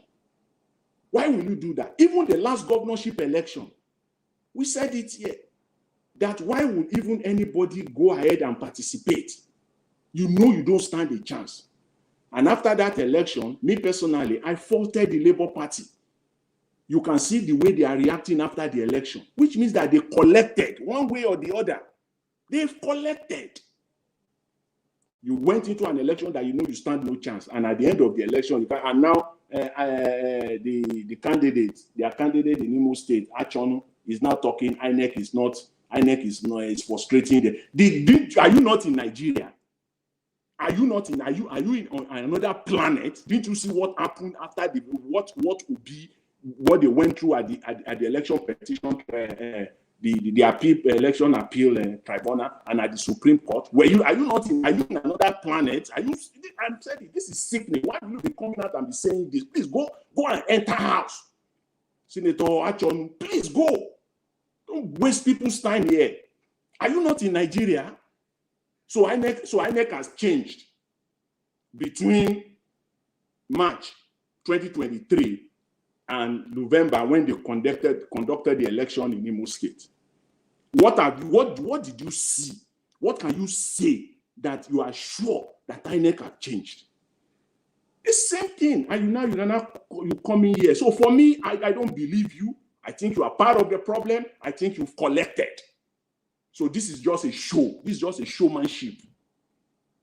You just show. You have collected. Please don't waste our time here. If you want to do anything at all, this time you are wasting here, probably your resources in any way, shape, or form. Please join Dino Melaye. Join him in this cause. I agree with him on that.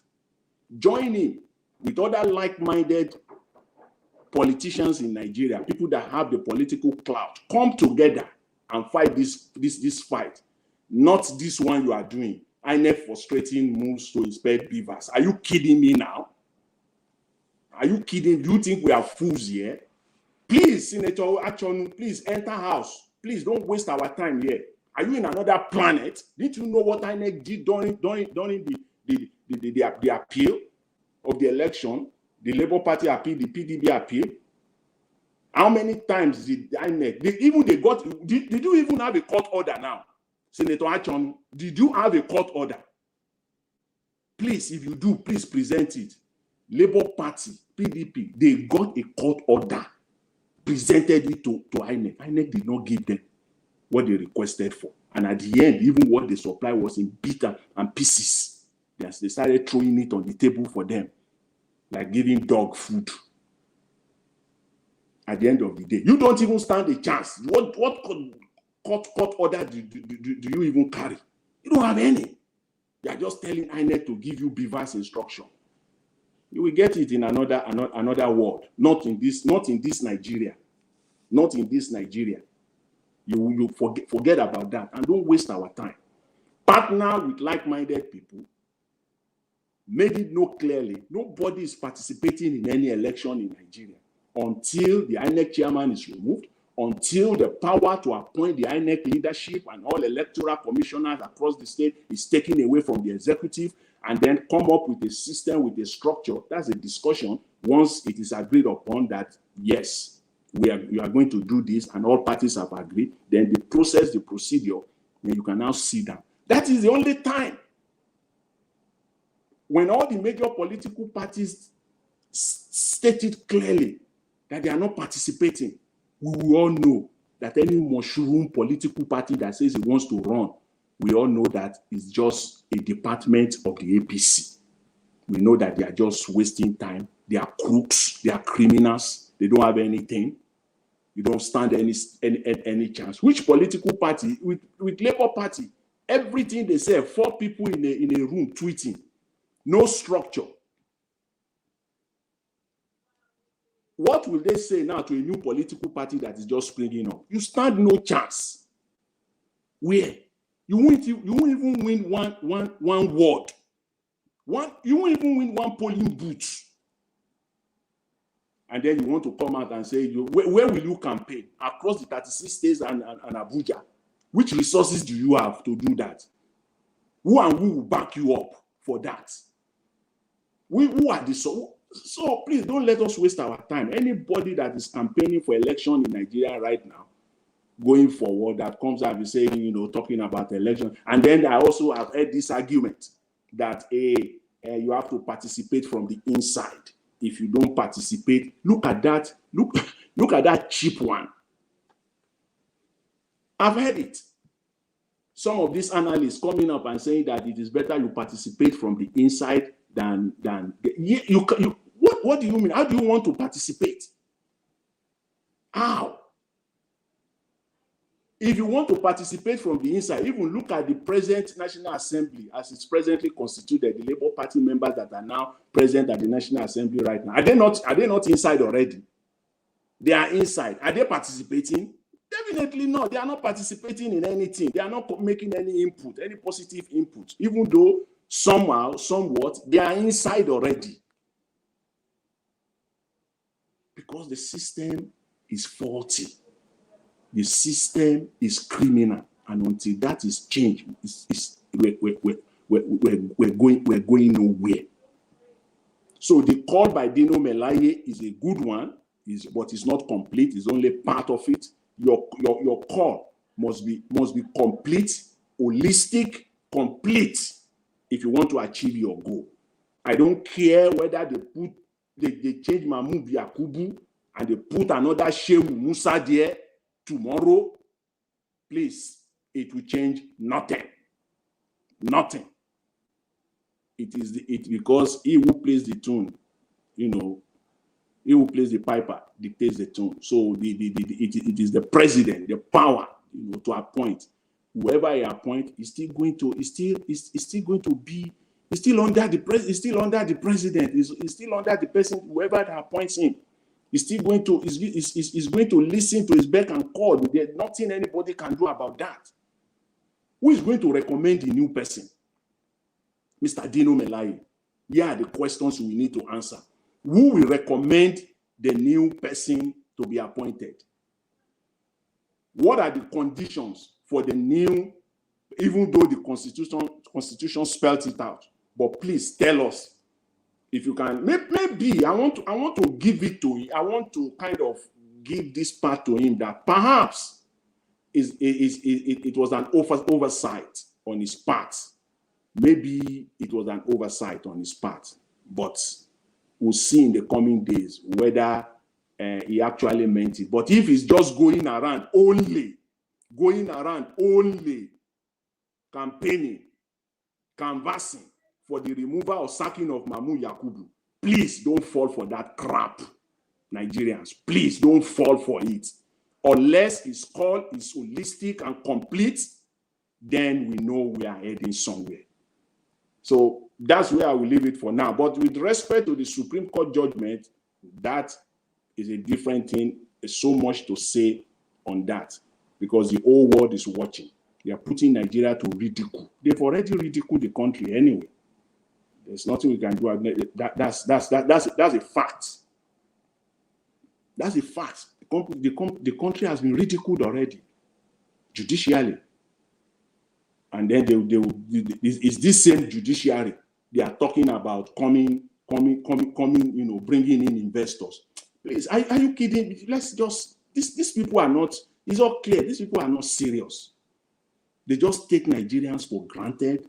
They just think that Nigerians are stupid. They will just come there, do their thing the way they want to do it. They will make their call the way they want to call it, do their thing for 4 years, come back again, come and lie to people, and then go back. The part of it also of Dino that I like is the fact that he said he's not going to court. That's a good one, and I give that to him as well. That's a good one because all these judges, until political parties starve them, there is no money coming to you, judges, because everything you are waiting for is that you will rig the election. The reason why you are conniving with INEC is that INEC will get paid.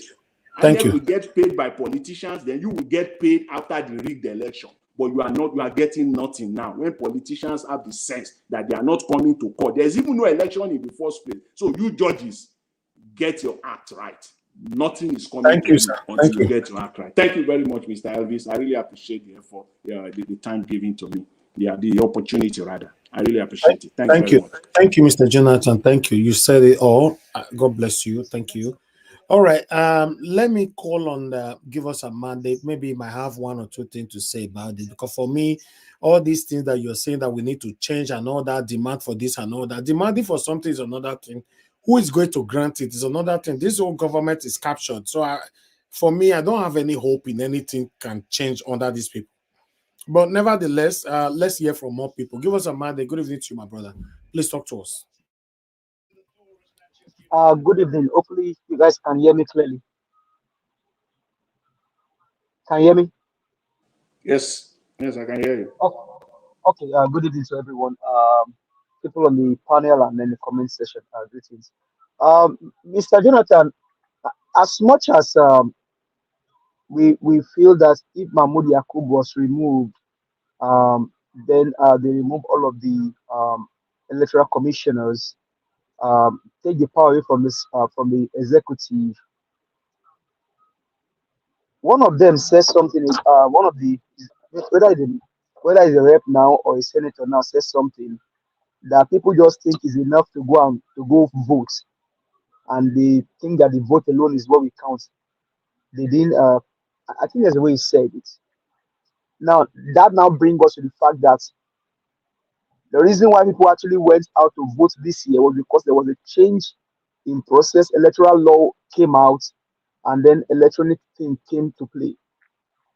Now we now also discover that the judges colluded with INEC, and they begin to pick the loophole that they have in the electoral law. So to say, for me, that law is clear, but they themselves now are now the one now telling INEC that, oh, this your law. With this your law, you can even do this. The justices were the one now telling INEC, with this your law, you can do this. That now tells you that that judgment was not written by the justices, but it was written from the APC camp. Now, if you pay attention to Festus Keyamo, he will always tell you about the drug barons case in the US that the judges, they didn't give judgment. There was no judgment. There was no judgment. There was no judgment. I don't know if anybody probably listened to when Festus used to say that word. That is the same thing they are trying to bring. They are trying to bring on now. That, oh, after Supreme Court said everything and they did everything, no judgment was given.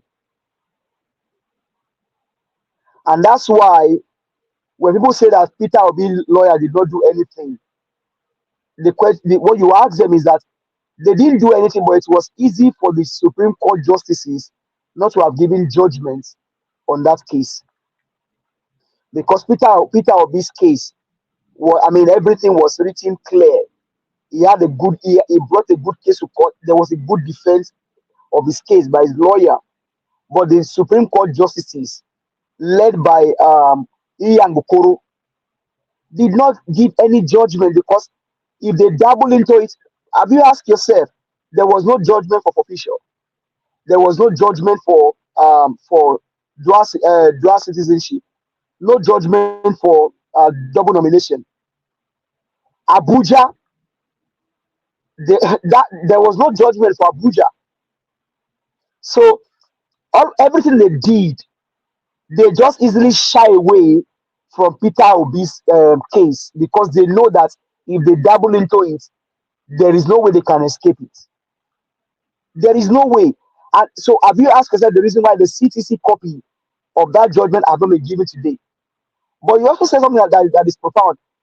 Should, in case they come out tomorrow with the black and white copy of the CTC, it is now the duty of Nigerians to go and listen line by line, precept for precept, to make sure that what they said in the audio recording match with the written judgment. Because Iyan Bokoro, in fact, the most painful one is the one that Bolaji did at the tribunal. Like that woman she came to like like when your prefect catch you in secondary school those days when you misbehave. That was the kind of way that woman behaved to Peter Obi. Like I said, Peter Obi did something wrong to her.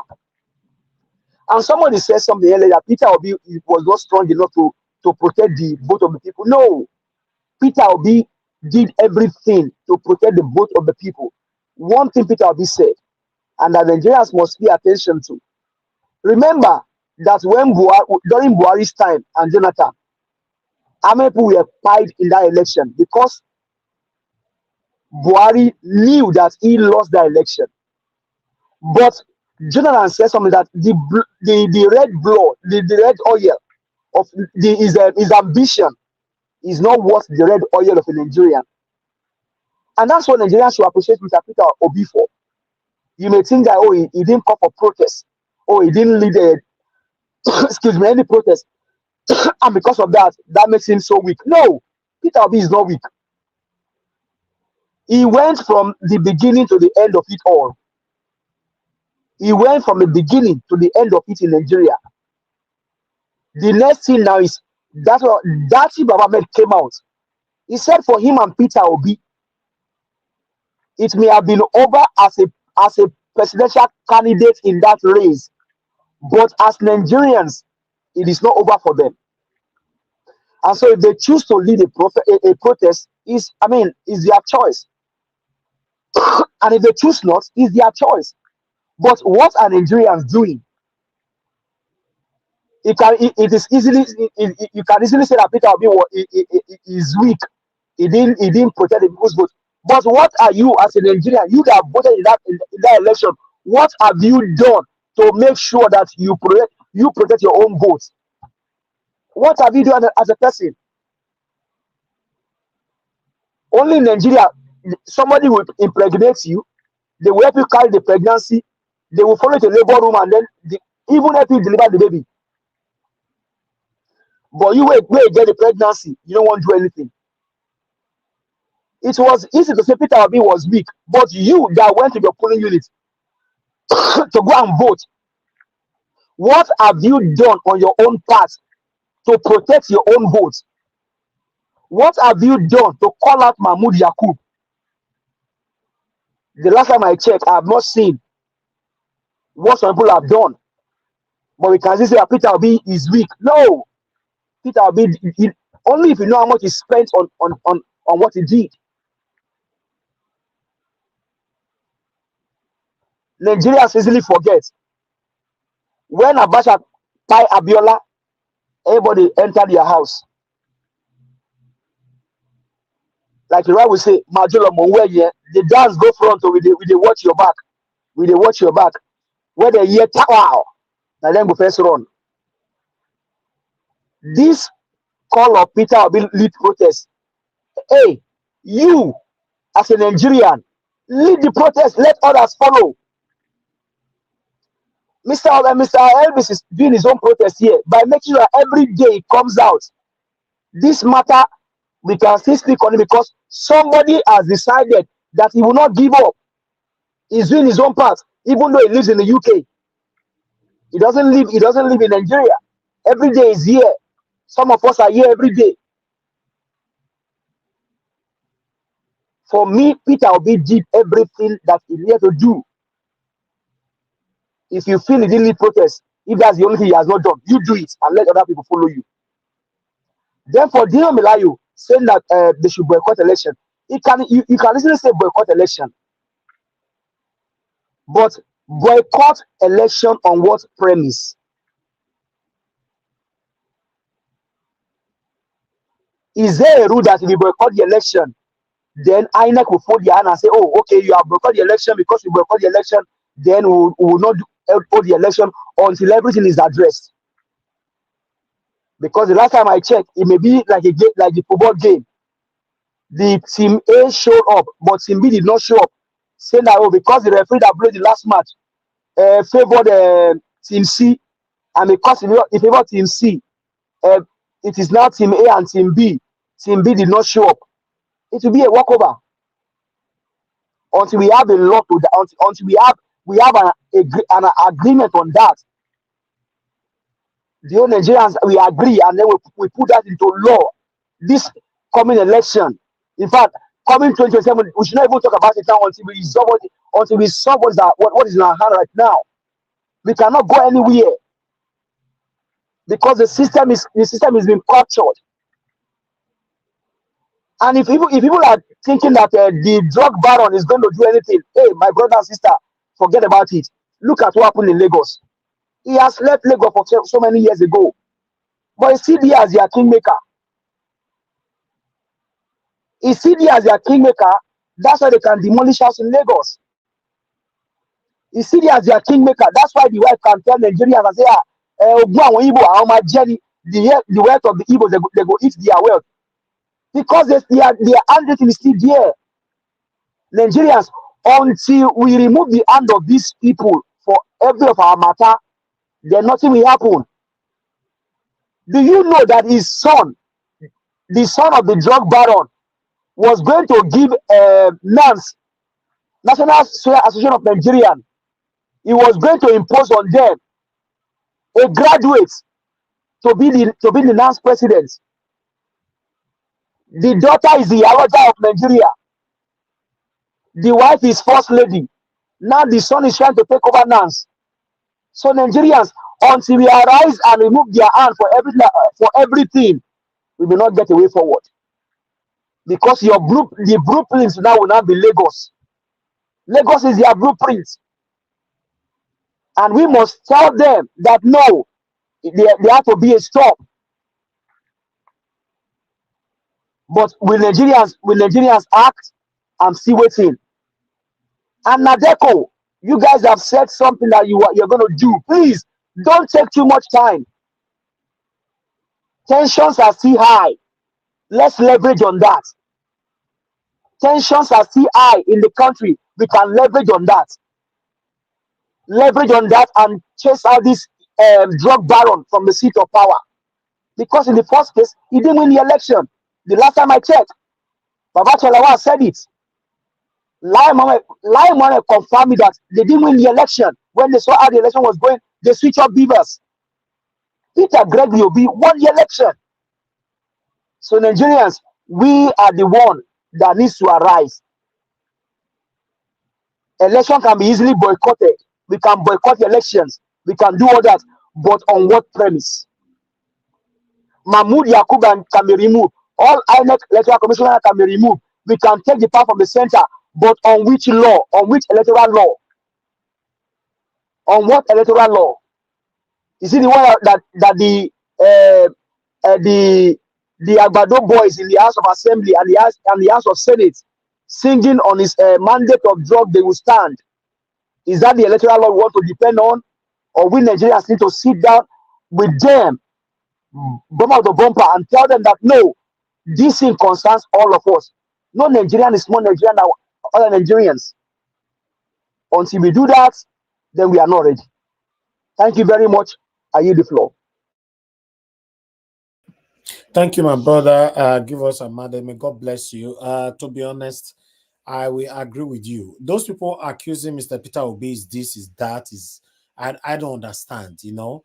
The situation right now in Nigeria, is it affecting Mr. Peter Obi directly or is affecting all of us? I don't understand. If Peter Obi decide today not to even do anything about Nigeria anymore, it's still not going to affect him. It's affecting the citizens more than Mr. Peter Obi, the candidate of the Labour Party. So why are you guys waiting for Mr. Peter Obi to take the lead before you will do or cry out of the pains that you are facing right now? It's baffling. Some are saying Peter Obi is weak. Some are saying Peter Obi not talk. Some are saying, I don't get it. No. Let's just continue to do our part. That's all. Thank you. Let me call on the next person. I would like to call on Mr. Alex. Mr. Alex, thank you very much for joining us, my brother. I would like you to talk to us. Good evening to you. Yeah, Mr. Najawash, thank you very much. Can you hear me? Yes, you are clear. You are good to go. Yes. Thank you very much, my social media catalyst for change. I'm grateful for everything you do. Mr. Alex, I went to dictionary to check on Babana just now that you spoke. Not there. Babana just now, you talk for one of your English yesterday. Wahala. Mr. Najawash, sometimes when we talk, these things come like the rattle of a gun. Head today. It's not intentional. I'm really sorry for my verbosity. I'm sorry, gentlemen and ladies. You want to I'm sorry. I greet the house, so I greet my fellow panelists, my fellow workers, my fellow social media gladiators. Thank you so much. Thank you. A lot of you are always here, even when some of us are not here, when we are incapacitated. So I want to say I owe you great gratitude, Madam Rita, Mr. Black Panther, give us a mandate. Everybody, thank you so much. Is it Mr. Jonathan, Olumide? Yeah, we disagree, we agree. Sometimes we break the chairs, we make up and everything. Thank you. Thank you, guys. I'm grateful. Those on the comment section, thank you so much. Viewers worldwide and even our enemies amongst us, I say thank you. Because you are here to always hear the truth. At some point, some of you do come around. Yeah, I'm seeing the topics. Yeah, for me, I just feel that at some point, this thing we call Nigeria needs to be collapsed because it's just a den of thieves. It's a den of criminals. People just come to enrich themselves. You see somebody who cannot even afford a bicycle today because he joins politics through one way or the other. He's boasting of fleet of cars. So we don't have a government. We don't have a system. We don't have leadership. What we have is just a government of the cabal, for the cabal, and it's a government against the citizens. So hence the massive exodus of citizens. I've never seen a nation where in the middle of elections you switch off beavers. I've never seen that. Let me hit the nitty gritty. Let me talk about Buhari not being in charge during his government, according to Ndume, Senator Ali Ndume. Hey God. That is So surprising. Say Buhari was not in charge of his government. there was no Buhari. There was no Buhari. Forget. That's one of the reasons Nnamdi Kanu is in prison. Let's not deceive ourselves. There was no Buhari. We know. They brought somebody from where they brought somebody from. There was never a Buhari. So we keep saying allegedly. Buhari's life ended in 2017. May so rest in peace. If you check the policies from 2015 to 2017, they were different. 2017 to 2018, the radical change, the influx of herdsmen, kidnappers, rapists, murderers, and they were going scot-free with them, with those dangerous crimes. You realize that there was no Buhari. Was Nnamdi Kanu not vindicated? The man in Aso Rock was never a Buhari. It was all over the world. People knew it. Somebody told me inside the plane that you have a clone president. There is no Buhari. British government they know what happened at the British hospital where the late Buhari was living, allegedly, before he passed on. So it's now they are coming out to say it one by one. Allegedly, so you're good though. You're the Adam take. Yes, allegedly, of course. Of course, I know the rules of the platform. I'm the son of the house now, Mr. Najawa. I've been here for donkey days and donkey months. I can't say donkey years because it's just 2 or 3 years. So, my brother, there was no Buhari allegedly. Now the truth is hitting us. Very soon, you will see documentaries. About 10 years from now, you see it's still the same CNN or BBC. They will do this documentary. You know they are good in doing these things. They will tell you how it happened, where it happened. It will not be, you will see 20 million views, 30 million views on those documentaries. Things that happened in 1980 something. Is it not now they are doing documentaries? How Sankara was killed, how allegedly how MK Abiola's life ended, how Gaddafi was taken out. So you will soon hear Buhari's own. There was never a Buhari allegedly. So it's such a shame that we have strangers. And now we have a man in Aso Rock who is also having identity crisis, identity cataclysm. He said he's from Guinea. Some said he has his passport has expired, citizenship has expired. A lot of confusion surrounding the Nigerian urgent table. And we the citizens need to come out. You guys are right. The caller is right. The citizens need to come out. Obi couldn't have said come out because Obi's personality is different. If it was someone like Showore or somebody else, maybe someone like me, we all have to back together and win election and you let it go. No. Not so. For me, I'm too inspired, I'm too convinced, I'm too, I'm too well read to be robbed of my mandate. Yeah, so everybody's different. I thank Mr. Peter Obi for what he did. It's not up to Nigerians to take their fatherland. So there is now in 3-4 years time or 8 years time, they'll tell us Tinubu was never in charge of his government. It's just a comedy. It's a comedy zone. It's a city. It's just a comedy set. They are all on sets. There are people writing this script and yet they still tell us they are passing budgets. They are borrowing money. Listen. When a son of the house, a son of the land is in charge of authority, the way they behave is different. When one of you is really in charge, it's different. You can't just be borrowing an already dead economy. You are dragging it. A dead economy, like a corpse.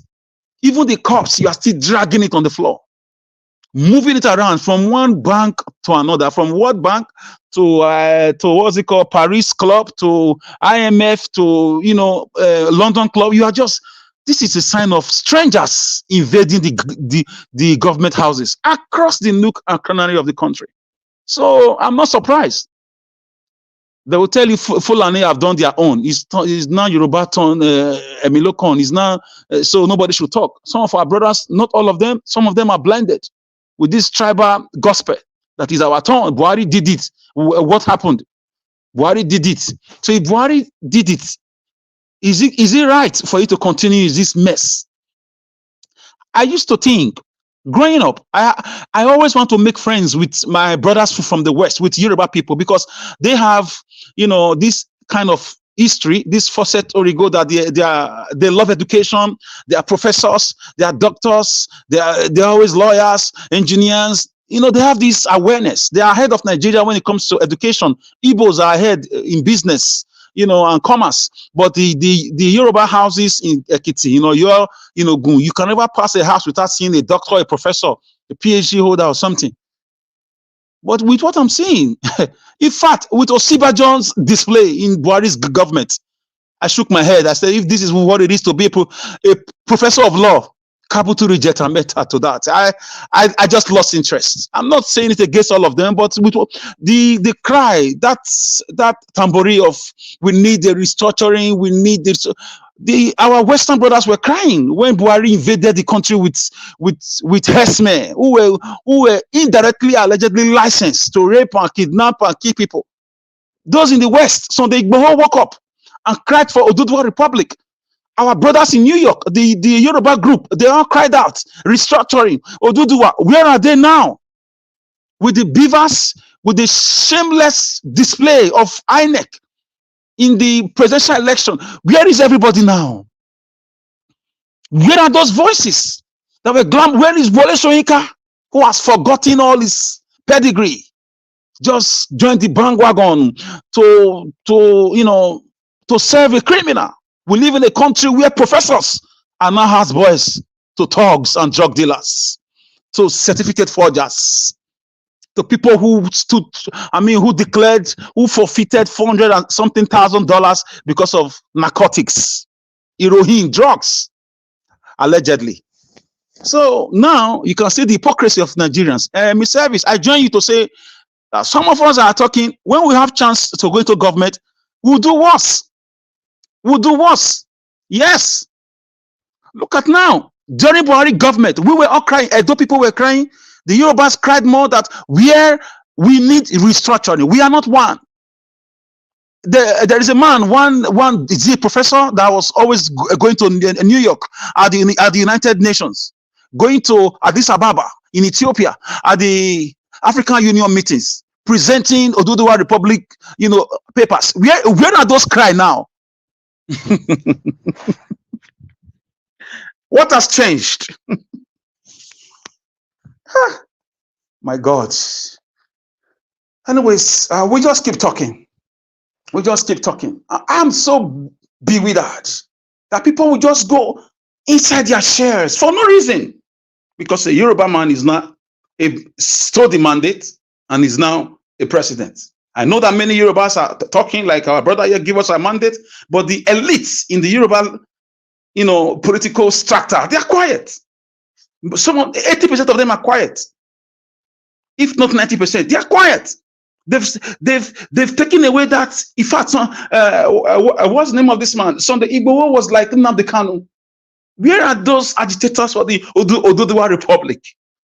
Where are the governors that formed Amotekun? Do you know how Amotekun was formed? Because of the invasions of the Fulani herdsmen activities. The Amotekun was supposed to be a child of the Oduduwa kingdom. It was the beginning of the emancipation, but they quenched it now because our brother is in power. Our Lokon. It won't last though. It won't last because nobody has body to give to these people to continue their nuisance, political nuisance. So I'm disappointed. I'm highly disappointed. Buhari was not in charge of his government. Who was in charge? They should bring Aisha Buhari to come and debunk all these things. They should bring in even the late Abakari. They should bring in, everybody who was, even Osinbajo has questions to answer. You see, he has gone quiet. He has gone quiet. He's well fed now. Nigeria was, we cannot write away history. Osinbajo has a lot to answer for that 8 years. He was a vice president. He knows what happened. So why are they crying out now that Buhari was not in charge of his government? Was he deaf? Was he blind? Did he vanish? What happened at the London hospital? Why is Nnamdi Kanu in jail? Why was he kidnapped in Kenya? These are all intertwined, matters that we need solution. We are citizens. We are stakeholders. We have right to demand answers. We have no other country. So Nigerians must wake up. Dino Melaye, for me, I don't think we should discuss Dino Melaye. When you fool yourself for a long time, people now know you that you that you are nothing but a fool. Allegedly, before Nigeria will come at me. Allegedly, when you fool yourself for so long, people just see you and start laughing because they know you are a fool. Mr. Dino, no, those days I dare say to Dino Melaye, he contributed to the, he contributed more fire, more petrol into the fire of our young men and women trying to get money at all costs. The way he was showcasing Lamborghini, showcasing he got in wet, showcasing Ferrari and all those G-Wagons, not showing them the ways he got the money. Not talking about hard work, patience. But Mr. Alex, are you aware that the same Dino Melaye, regardless of his past, is the only one speaking boldly right now in the public? That's why I said, Mr. Najawash. That's why I said, seriously though, to me, that's why I said, Mr. Najawash, when you fool yourself for too long, if he hadn't done those things, is he the only senator that have looted money? No. Why did he have to showcase all those things? So now he's trying to do something good. People are overriding it because of his present past. Because that thing is fresh in our memory. Before you talk to anybody, they'll tell you, you talk to a young boy, go and read. He'll tell you, forget that thing. Look at what senator is showing us. Alex, are you even aware that I think about 3 days ago, we called him out here that what maternity did Dino build? I think some few days ago, I saw a video of him giving generator and some other things to people. Is it to bribe the people now or to do what? To market women, yes. Giving generator. So Mr. Elvis, that means Mr. Elvis, you should know what you are doing because they listen to this channel. Why all of a sudden now Dino is giving out the generator to market women? Yeah, because I came hard on him last few days. I know, and they called to say we should forget the messenger and pick the message. I'm not God. Only God does that. I even told them that Dino should maybe if Dino had built if he had built a maternity, maybe maybe a woman that was spied because of a pregnancy would have been rescued. And maybe he had us saying that here, he now went and gathered a generator and begin to give out to people. My brother, he's not the only. Dino alone. Mona leave Dino. Dino not be a problem. Not be a problem. He's not. Mona leave yes, alone, I beg. but we are just. Well, it doesn't mean we shouldn't talk about it. It's part of our problem, my brother. It's part of the ring. If for me now he's dragging INEC, he's dragging whatever Mahmoud and the rest of it. For me, I just feel it's too late for him. He should just rest. He should just enter house, according to Madam Rita. It's too late. He had chance. God gave him opportunity. There are chances you don't just waste. You don't waste it. It's just like you've never been to an airport before in your life. You know that feeling? You are escorting your uncle to the airport. Amongst like 10 siblings, they picked only you to go to Lagos, to fly to Lagos for the first time to escort your uncle to the international airport. And it's an experience. When you get there, you take as many pictures as you can take. Do everything you can do to serve to savor that moment so that you show your friends in school. This is holiday time. You have things to brag about as a teenager. That's exactly what Dino did not do. He got to the Senate. He had chance to build schools. Come on, we have Denko, who is in House of Rep in Edo State. I don't know him. I've never met him, but I'm following his track. The guy is doing well. He's influencing things for his constituency. I've never met that guy. You know me. People bring his projects on video, even before the elections. There are no elections right now, but the guy is working. House of Rep, Mr. Denko. Dennis, that also is his name. Denko for short. Am I not talking about him today? So people will talk about your development. The same thing with our Edo State government. They cannot boast of credible or worthy developmental strides. People will also record it and spread it. You cannot hide real development. You can't take the 900 billion naira for 7-8 years, more than 1 trillion naira. You are showing us a project of 200 or 400 million naira, and you call it development. You are carrying influencers, you are paying people online. So some of them hide in London and America, or Scotland, what's it called, Leeds, and they are making false videos. Alex, you know some of these names you are mentioning just now, and one of the people contested to become a governor of Edo State. Please don't sell anybody here. Okay, I don't. Okay, I don't know, but I've been mentioning it before now. Whether election or not. I'm sorry about that. Okay, I'm sorry. I talk about Dino now. I even forgot that elections are coming in Edo State. To be honest. So I don't. Let me just try to round up with this, gentlemen and ladies. We can never forget about Dino. For me, the way he misled our people with materialism, we can't. Whatever he's doing now is for his selfish interests. Wike did more than this before, and eventually we found out that he deceived us. So we should just open our eyes. For me, I just feel it's too late. It's too late to cry about Buhari's government now. Those that did what they did, I leave them to history. I leave them to Nigerian people to take vengeance or to do their thing, to come out at some point, including me. We cannot just continue like this. As we speak, the pounds is pursuing 2,000 naira, not up to a year into the administration, the stolen mandate administration. As we speak, the massive migration is still, escalating. As we speak, food stuff is beyond the reach of the common man. Gary, rice, everything. People cannot leave. Tell me. If they said Buhari was not in charge, can they go after the person that was in charge? If this government, if this apparition think they can do it. Buhari was not in charge. Okay, we know you just told us that. Can you go after the person that was in charge? And then, for example, leave this guy, Emefiele. Emefiele did not commit any crime. He was sent. So go after the person that was in charge. Make sure that all the money stolen, bring it back for us.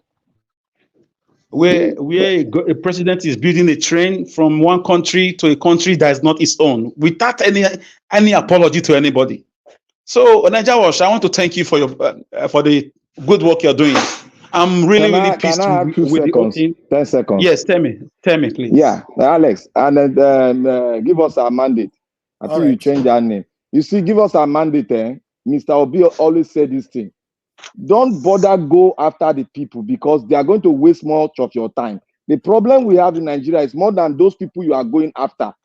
We need to solve the situation so that the influx of those dirty rags should not come into government again. How do you sort it? Okay. I will answer when I want to speak.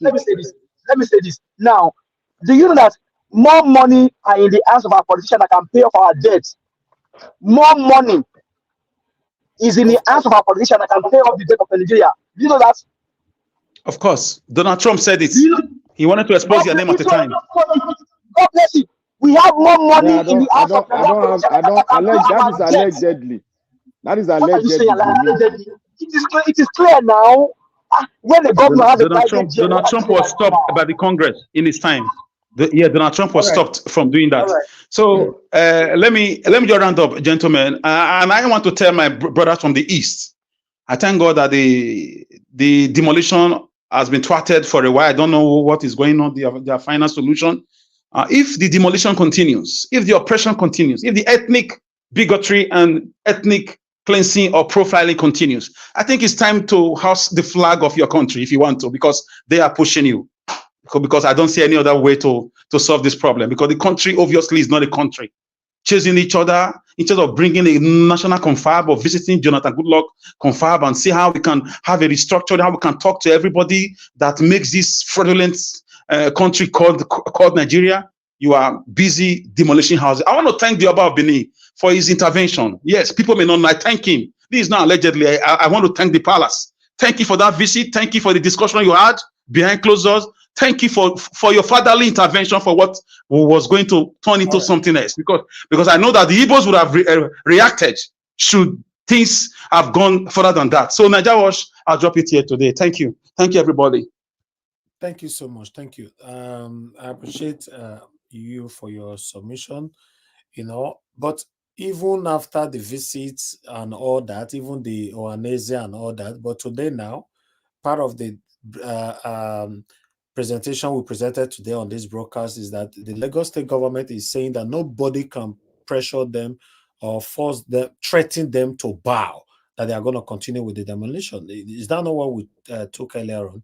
So for me, like I normally say, in the country Nigeria, you can complain, you can cry, but who are we actually complaining to? Who are we crying to? So it's Naija Watch, thank you, sir. What you just said now, at least when it happened, when it breaks forth, when we all react, citizens or the Igbos or people because of poverty or because of what is going on, nobody will say we did not vote. No. The Oba did not visit. Nobody complained. Naija Watch was not online every day crying. Other platforms who also cried. Nobody, there will be no excuse. It's a round circle. And it's been completed. Nobody will say, oh, B did not come out. So that's it. Thank you. Unfortunately, my brother, nobody will react. I'm sorry. What we are doing now, I believe, is the best, or rather is the highest. Nigerians have shown to me personally that they are cowards. They can't do anything. I'm so sorry, including myself. That's why I say Nigerians. I'm not removing anybody. We are cowards. We can't do anything. So that's why you see that these people treat us the way they are treating us today. They have structured us. They have weighed us. They know what we are capable of doing. They know that we are lazy. They know we talk, but we have no actions.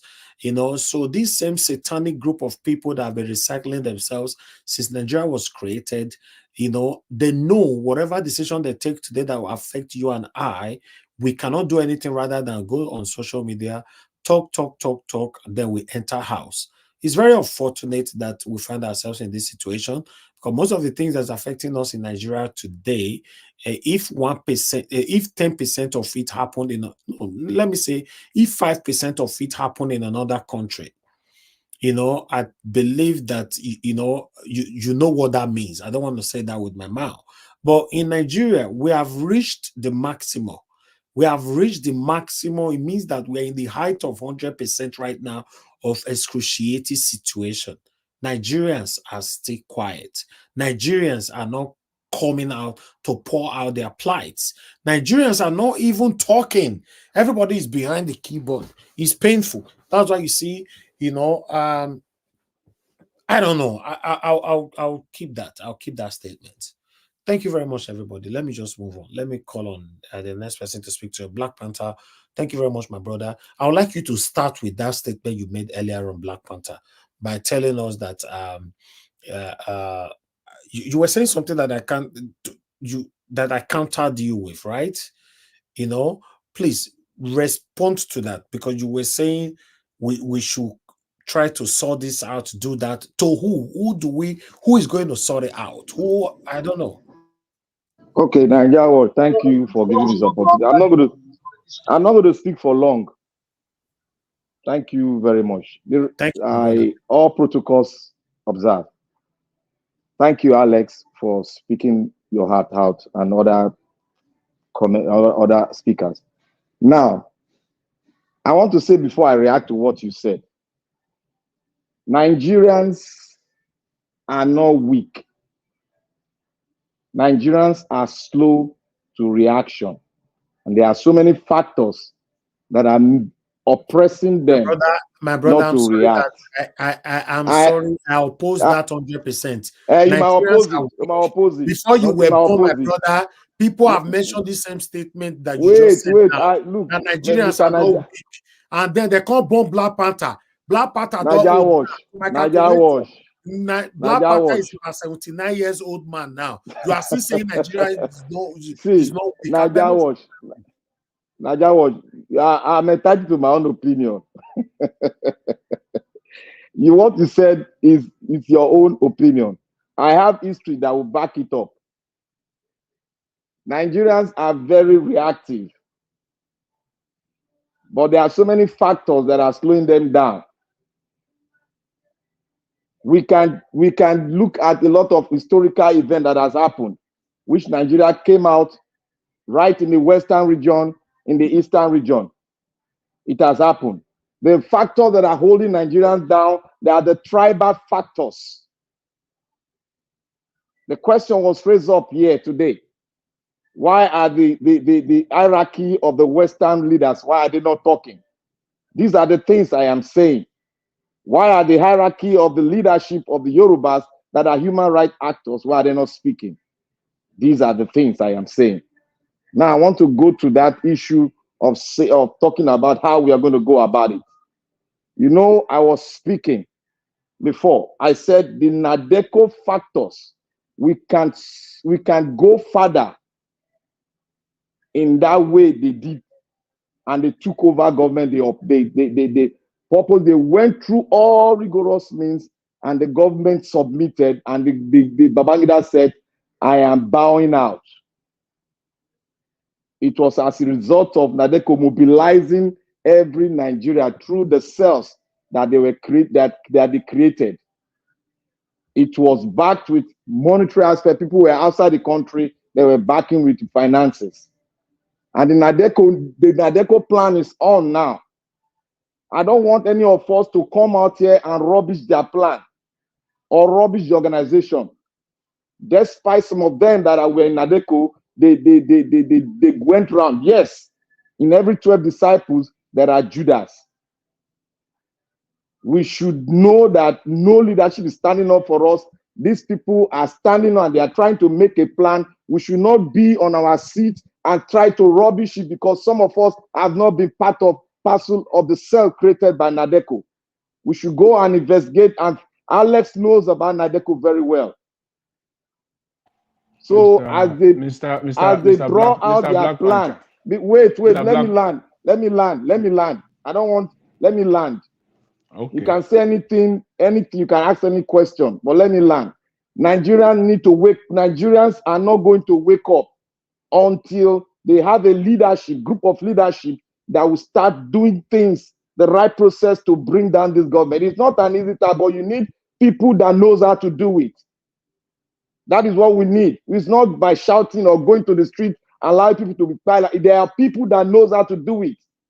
They will bring down a government, and that government will submit to the laws of the people. We have rascality in our government. The reason why we have rascality, like you people say we were arguing about yesterday, you people were saying, oh, it is the people, not the system. It is the people, not the system. You are still having it for over 65 years. You are still saying it is the people. When are we going to change and do it the other way? Somebody came here and he told me that the parliament system was not working. Let him bring a book. I told him, let him bring a book that said the parliament system did not work. We were respected all over the world. With our prime minister that came to America was respected because we were passing a system that was strong. But all of a sudden, the military came and twatted it. And people were saying, oh, they did this, they did that. They don't have any facts that will back them up. But they come here to say something contrary. Bring the fact yesterday, they couldn't bring it out. We should not come here. Look, I told you all, I stand for the truth. If you want to prosecute me for the truth, so be it. Let God be the judge. We should please, if we know that we don't have a plan, and somebody NADECO is bringing out a plan, we should please join heads, ask questions, yes, so that we know how they're going to do it. Yes, sir. For me, you spoke about NADECO, but you know the chief sponsor of NADECO, one of them was Ahmed Bola Tinubu, right? Are you aware? He was part of it. He was part of it. He was bringing drug money to NADECO to do what happened. Yes, NADECO fought. But everybody who wants to contest election nowadays, be it governorship, be it senatorial, they cry, especially from the West and South. We fought military government. We fought military government, but immediately you give them power, they become worse than the previous government. So for me, my dear brother, I know NADECO's antecedent very well, but I think most of their members are all in power, and we've not seen any changes. They are even worse right now. So what are we NADECOing for? I just feel it's a bandwagon. It's just a continuation of the bandwagon of criminality that we have in our system. The only NADECO we should encourage now, like we are saying now, the people should come out. That's the only thing that we can do to take back our country, because Sri Lanka did it without any force spending money from diaspora. Thank you. Because NADECO do not know the prices of foodstuff in Benin in markets. People are suffering, my brother. Thank you. Alex, you people keep on making, reference to Sri Lanka. Sri Lanka is Sri Lanka. Nigeria is Nigeria. And Egypt is not Sri Lanka. You didn't answer my question. You didn't answer my question. You didn't answer my question. My question is this: the same people that have been ruling since 1999, 60% of them are from NADECO. What have we gained? Governors, senators, president, they're all liars, thieves. Black Panther. See, when have you asked your question? Yeah. Black Panther. Let me add to That's that. Another also. Question. No, it's the same, because exactly what I wanted to say. Mr. Alex just said it. But see, the line of NADECO, you have to tread it carefully. It is not the sole solution or the only solution, or in fact the highlight, or what you can call the prime solution. Mr. J, let me continue. When you tread on NADECO path, you have to tread on it carefully, very, and again just to make it clear, NADECO did not in any way brought Babangida down alone and in itself. Mr. J, I'm not going to argue with you. If you want to bring something that will make me argue with you, I'm not going to argue with you, because anybody can say whatever I want to say. Because anybody can say whatever I want to say. It is based on, but what you are saying. You said something about 1966. You said something about you are saying it on fact. When you talk about the parliamentary government. Mr. J, relax. What I know, and what I was part and parcel of it, because I was in the institution where I was incorporated into this thing. What I know, I will say. If Nigeria know any other way, we will sit down, we will look at it, and we'll let any other way come. But as long as we are existing, and as long as we are crying, people are in their room, people are they are typing jargons, people are saying jargons. NADECO, if they bring a solution, because we need leadership in this struggle that have a like minds with us. We cannot go the other way where we have no leadership. We need Mr. Black Panther, where was NADECO when Buhari was dealing with Nigerians? Wait, I want to answer your question. You can look, NADECO leadership, half of their leadership, they passed on.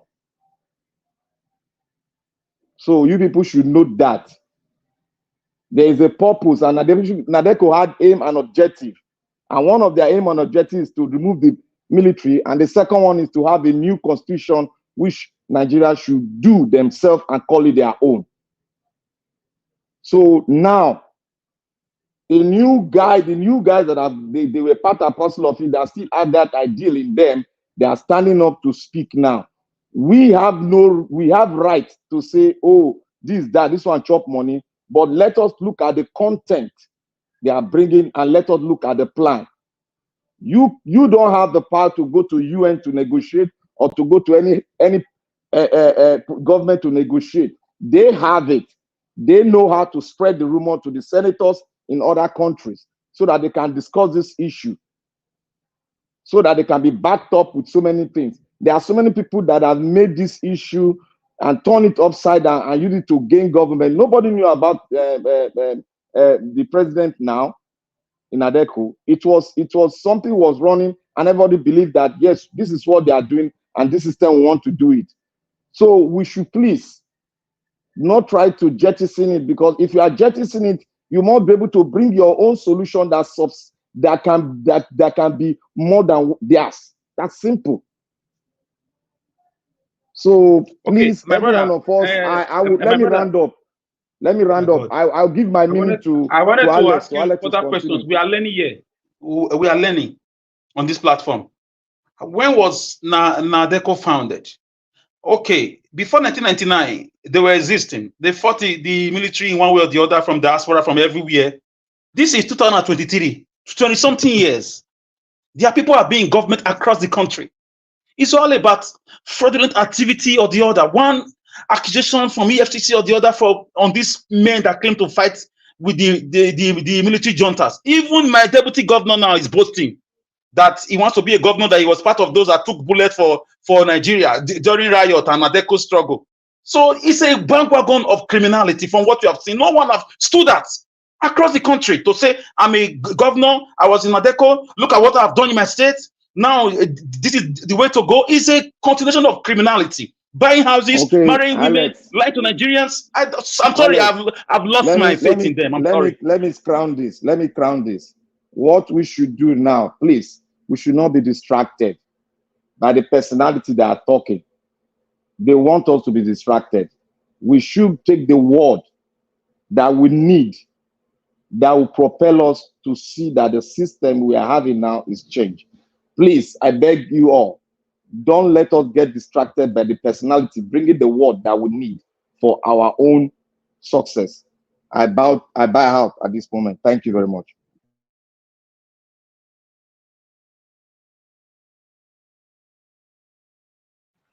Hello, Mr.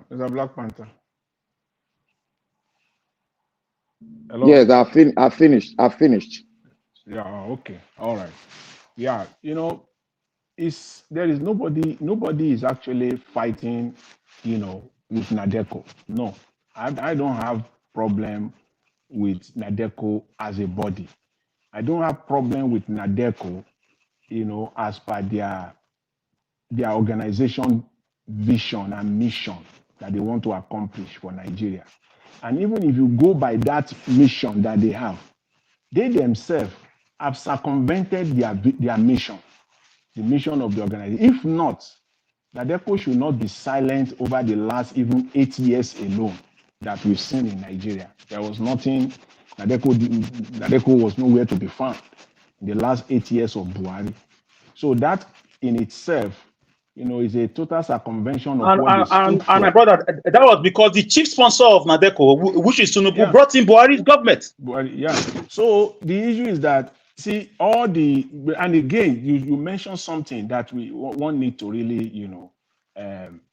talk on. You talked about that. What can we do if there are any other options? Who has a better option? There are options. There are like-minded people, like you yourself, like so many other people all across, even on this platform. They are like-minded people.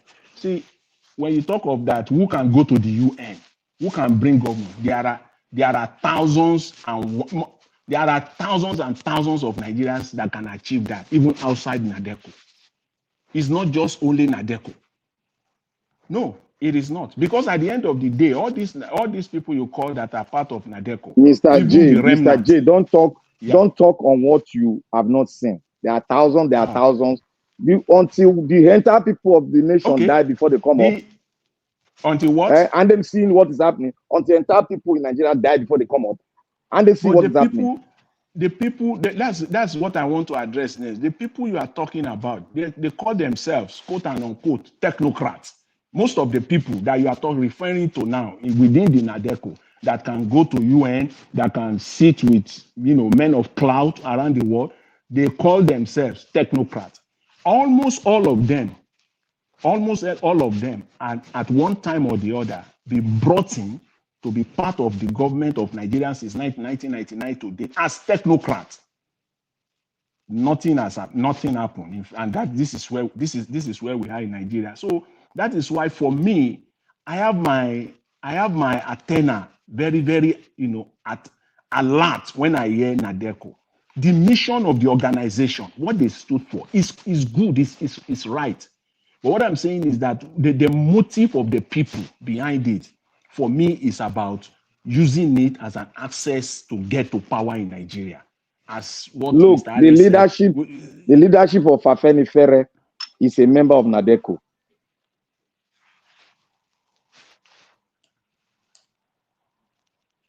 the leadership of you are talking of, you are now talking, when you talk of leadership of Afenifere, so you are not talking of the likes of Baba de Adebanjo. You are talking of the likes of Yes, Farotimi, yes, Dele Farotimi. yes, They are of NADECO. yes. Let me tell you, when people like that comes out and identify themselves as being part of NADECO, of what NADECO is doing right now. I'm not talking of, you can say you've been part of NADECO in the past, any other person, but I'm talking of if such people can come out today and identify themselves as being part of NADECO, when you start seeing people that we can say, okay, these are people that we heard their voice and their voices. So what's all this discussion about NADECO all about? Is NADECO our problem in Nigeria? It's not our problem. It's not NADECO is not a problem, but it's part of us. You are talking about the solution because we don't want to talk here just about the problem. We should talk about this more. We cannot use 1 hour to talk about NADECO. Okay, all right. So let me just make this point. Say when people that in the last, let's even forget about 1999 to date. Let's just take the last 2 years alone, from 2021 after the NSAS to date. Let's just take that alone. The people that we've actually, that have spoken out, that we've heard their voices. If such people are now saying that they are part of NADECO, then we are talking. Then we are talking that yes, NADECO has a stand. If such people can say, I've been part of NADECO in the past, and we can hear you in the last 2 years. If Dele Farotimi, that has been so vibrant, so eloquent in the last 2 years, we've heard him day in, day out in the last 2 years, and now comes out and say, yes, now I am part of NADECO, and other people like that. Then not Dele Farotimi, the leadership of Afenifere. Yeah. The leadership of Afenifere. Yes. Yeah, that's my position. It's not that I don't have any problem. What I'm just saying is that the people that are talking now, that I'm hearing talking now of NADECO, talking of NADECO now, coming out with one press release or the other, or going to all over the place. I have not seen them in the last 2 years, talk less of the last 8 years. If you have any, please bring it out. I've not. They are only talking now because this is an opportunity. It seems as if they are fighting for democracy again, as if we don't have, like we now want to renew, like the democracy we have in Nigeria has expired. The one they fought for has expired. No, they now need a renewal. That's what I'm saying. And that's what I'm saying. Thank you. All right. Thank you very much, my people. I appreciate you all. I think, it's time for us to move on right now because, like I said, I don't want us to stay more than 3 hours today. Please, let's give final submission so that we can round up. Mr. Alex, okay, let me go with give us a mandate. Give us a mandate. Give us your final submission so that we can round up, sir. Thank you. Well, I'll just defer to the next person. Thank you very much, Mr. Alex. I appreciate you, sir. All right, thank you. Mr. Alex, please take the floor. Thank you, sir. Final submission. How many minutes? 10 minutes? No minutes. Just talk. When you tire, we'll move to the next person. I be the tire. Okay. Let me say something briefly though. NADECO was part of our course. It was a 300 level course and the final year course. I remember that their activities, at the time, people saw them as a messiah group. But right now, 2023, how do I convince my child that is 10 years old that NADECO meant well for Nigeria? How do I do it? 2023, because most of them contested as governors and they won. Most of them became senators. Most of them had contracts from governments. A few of them are still standing. That's a couple of them, to say the truth. So NADECO, for me, I'm saying, apart from now, they were fighting for their selfish interests when they were fighting the military. It's obvious to us. Cannot hold my mouth from telling you what I'm seeing with my clear eyes. That what you did was a fraud. That you were a liar. You deceive us. That you bring democracy. There will be food. There will be restructuring. The constitution will be changed. there will be national security, there will be change of government, change of system of government. The duplication of offices was bad. It was too much. Power was too much on the center. We have to do regional government. All those NADECO propaganda, to me, in 2023 now is a fraud. As a student of politics, I applaud their activities fighting the military, but now the end, they say justify the means. How markets, like we say in our local parlance, how markets? Buhari's government of 8 years, where was NADECO? Because a lot of them in NADECO were part of that government. One of the chief sponsors of NADECO brought in Buhari. He claimed that he brought in Buhari, that Buhari contested for how many years and he didn't win. He called him and joined his hand with him and he won. That's a NADECO man speaking. A NADECO man don't have a certificate right now. A NADECO man stole Obi's mandates. A NADECO man has put us in big problems right now. That our currency is going down the drain. It's a NADECO man that is your president. Fraudulently, because Beavers was switched off. And NADECO stood for free and fair elections. So how many NADECO members have come out to condemn Tinubu just now? Apart from Dele, that Mr. Dele. So for me, NADECO for me is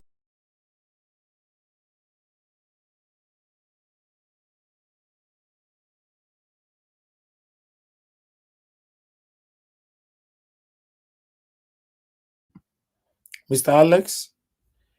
Okay, we lost Mr. Alex right there.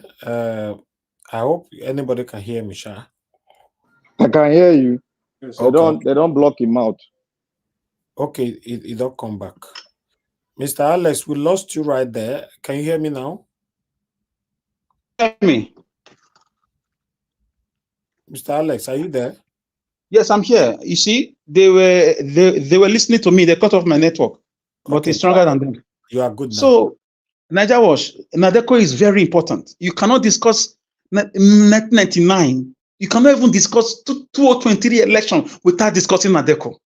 Because they brought us to where we are today. Because they had opportunities, they wasted it.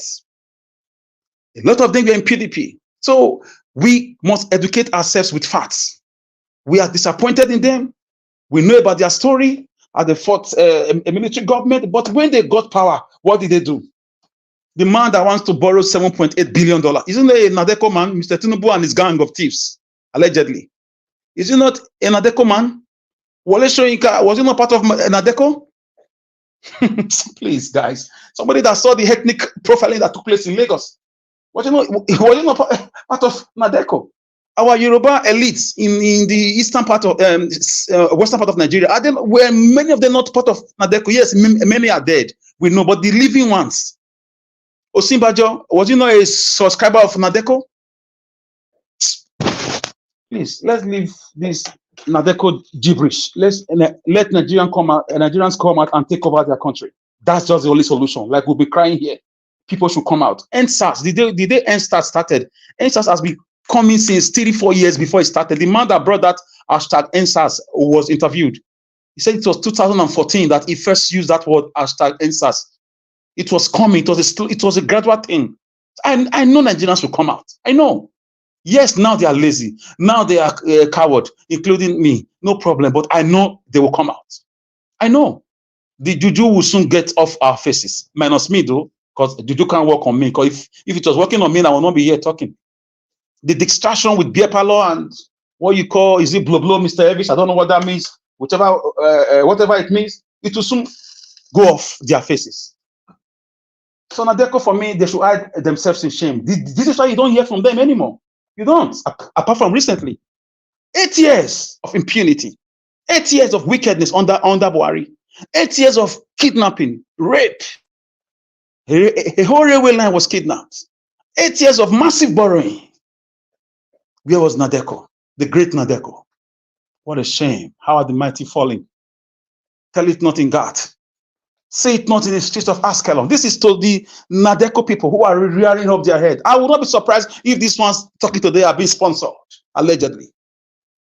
Buhari sponsored a lot of NGOs those days, a lot of pressure group to sing his praises while he looted billions, took more than 1 million lives, allegedly. So NADECO should sit down and ask themselves questions.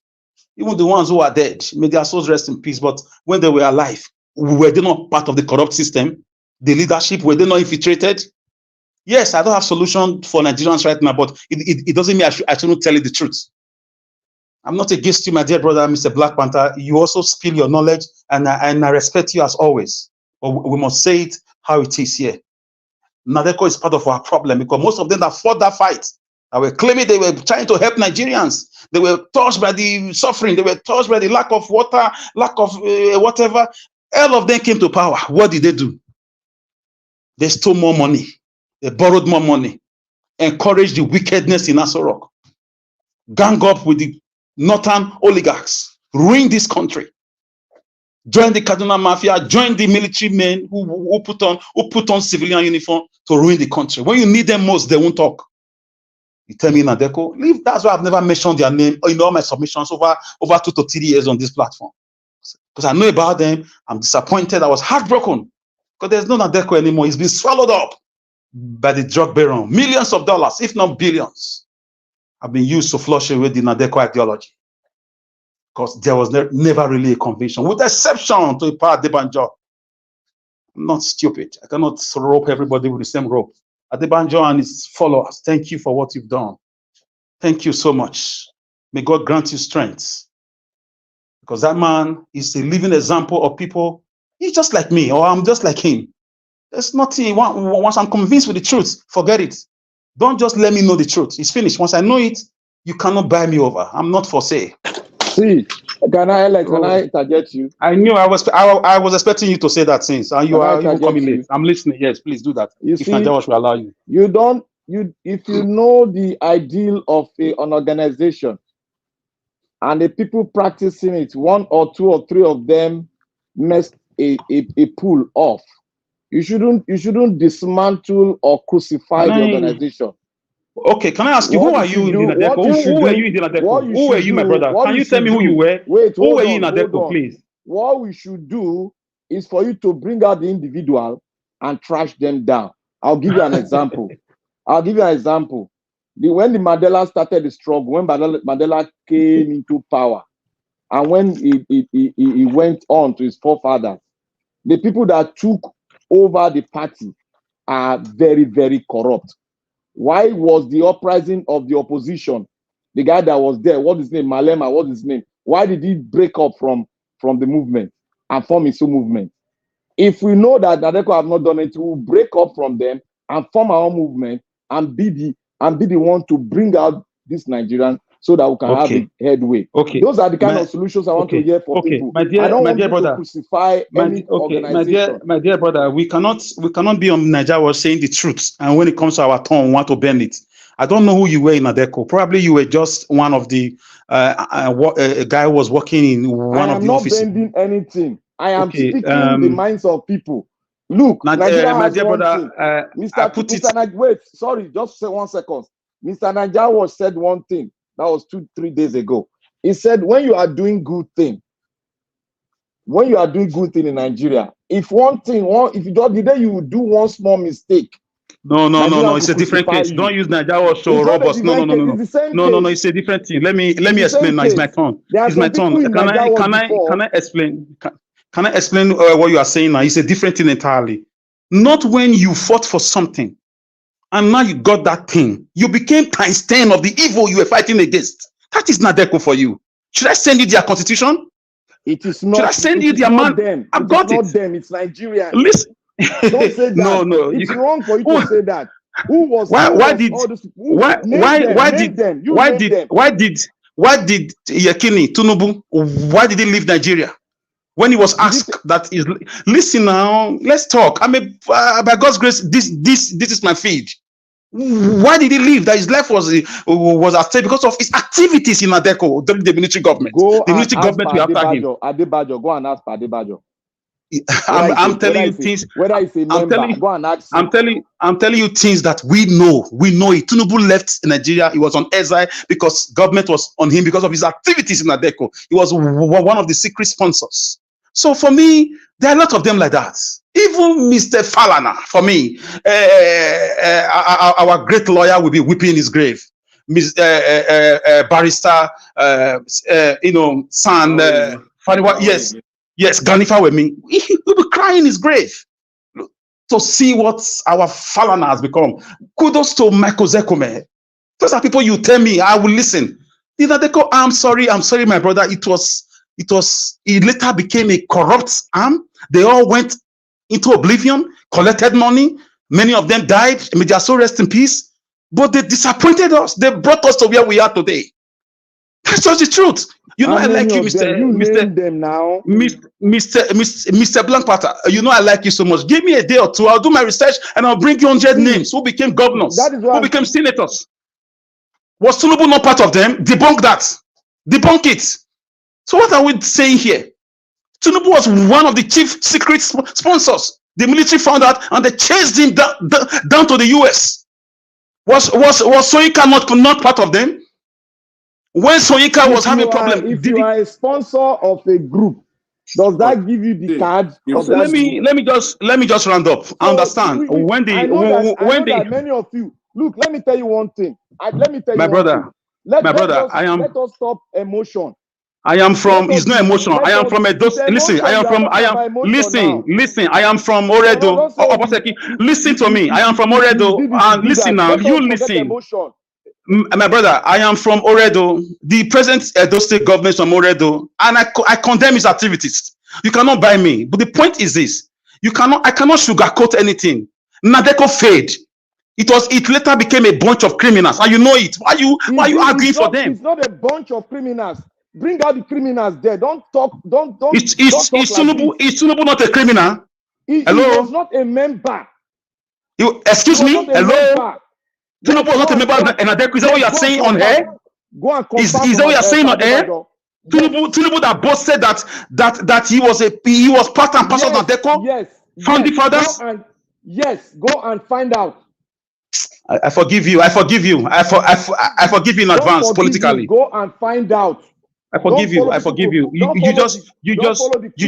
I read about it. My brother. I did it in school. Tinubu's name was always there, appearing. It was there, my brother. I can't lie to you.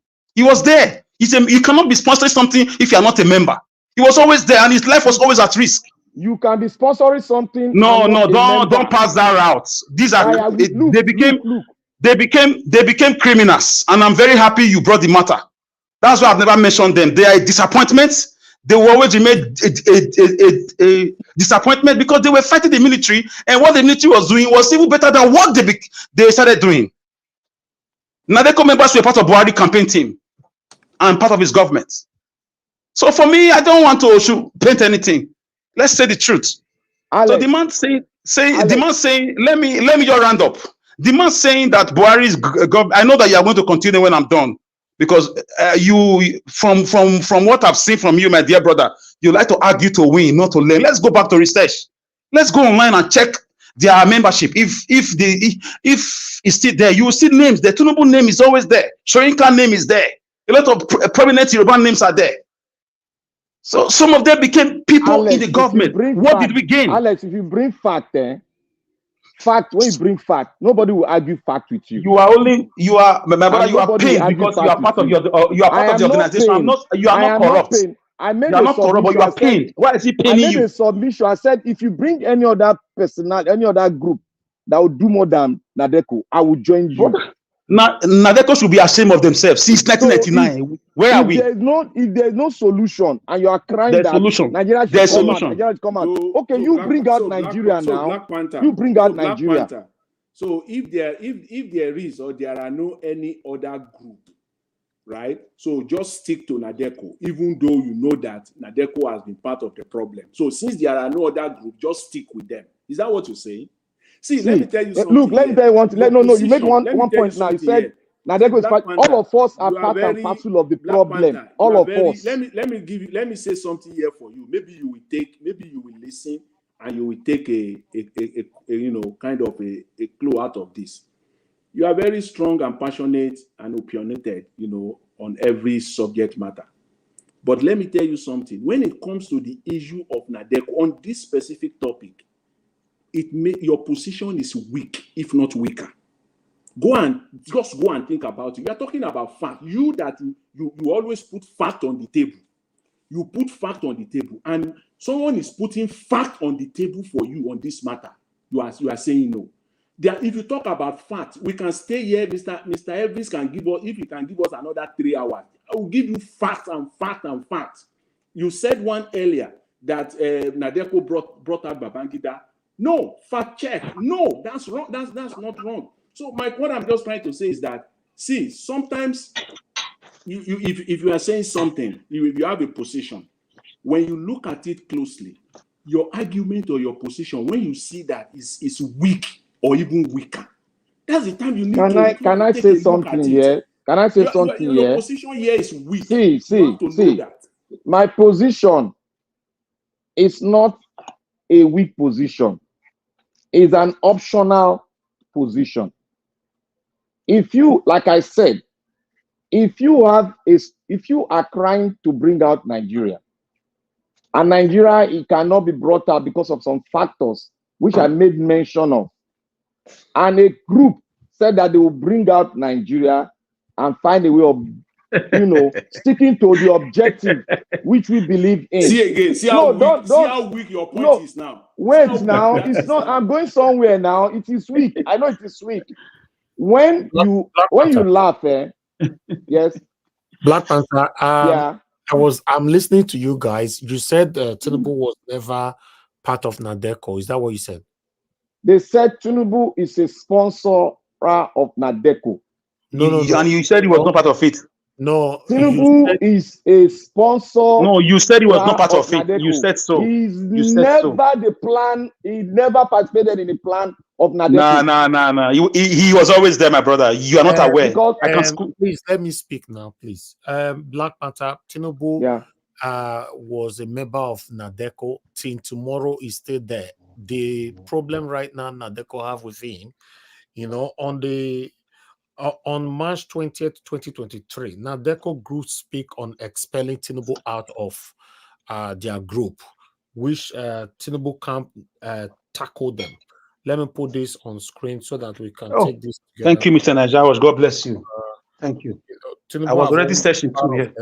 NADECO was created in 1994. Tinubu has been with them. Abiola has been with them. Exactly. And Babangida left before 1994. So Tinubu have been part. If you said Tinubu is not with them anymore, now fine. I understand. Not say Tinubu have never ever been part of them. That one is, father. So that one have not been there. I just did the research very quickly now, and I get to find out that Tinubu have been part of them. But they tried expelling him back in March when he was the president-elect, But Tinubu camp, they fought back by saying that no, he cannot be expelled. If he was not part of them, why was he fighting back that he cannot be removed or expelled out of? What are you saying? There are two versions of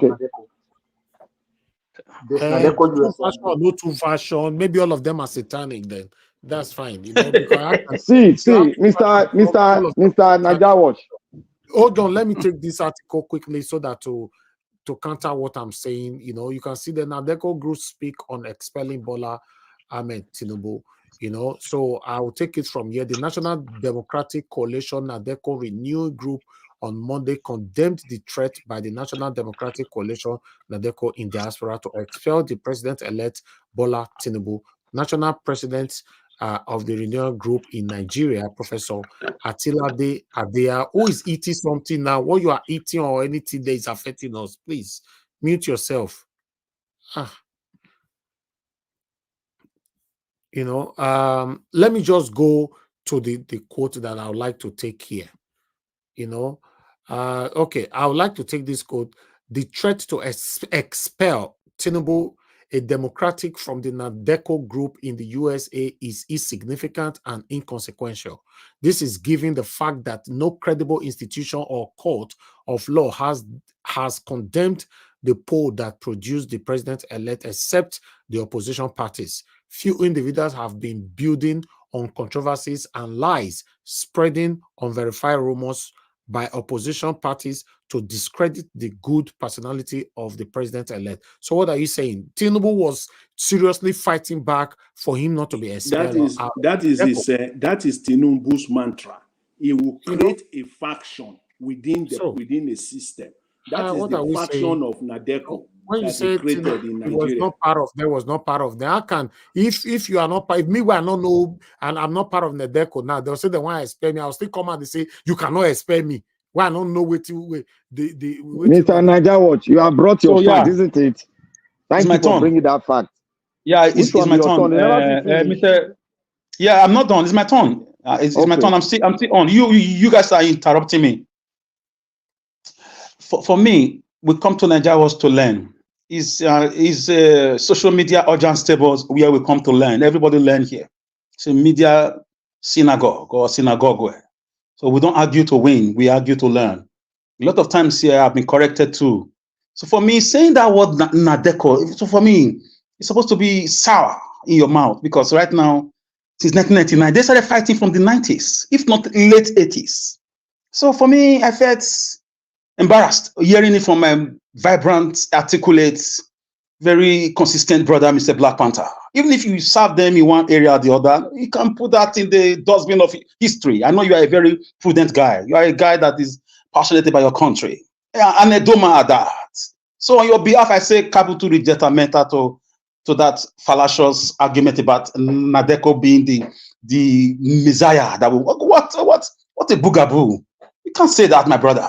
No, I told you already politically, I forgive you in advance because NADECO dragged us to all this. They won. When they won, what did they do with the government? What have they been doing with the government? 60% of the people Obasanjo worked with were part of NADECO.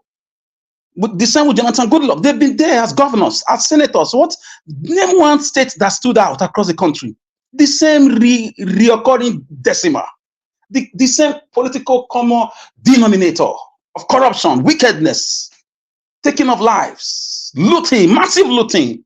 NADECO members who became political gladiators. Mr. Alex, you cannot generalize that all NADECO members, all of them are criminals or they are bad. No, some of them. Yes, sorry. Talking from passionate ground. That is what Alex I'm sorry.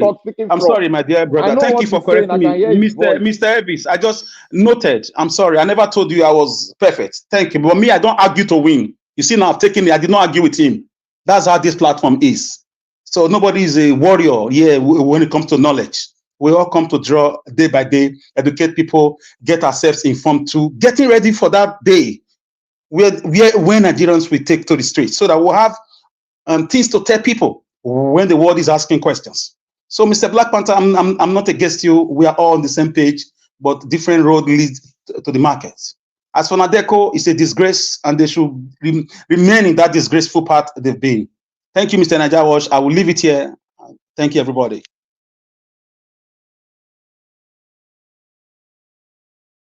All right, Mr. Jonathan, please give us your final submission, sir. Thank you, sir. Thank you very much. I think I'll just leave that and then, go to what I think is more, important, to me today, and that is the issue of the call for all political parties to boycott elections in Nigeria. I think that is something that is very, very serious and very, very important. And I cannot emphasize that enough, because that is the starting point. Nigerians are not coming out. We've cried and cried out, say everything. People just they just stay mute all across Nigeria. They are not doing anything. And for that to happen, you need the ordinary people, sorry for using the word ordinary. No one is ordinary. You need the good people of Nigeria. All Nigerians across the length and breadth of that country, in the urban cities, in the rural areas, all of them to come out and to take the country back.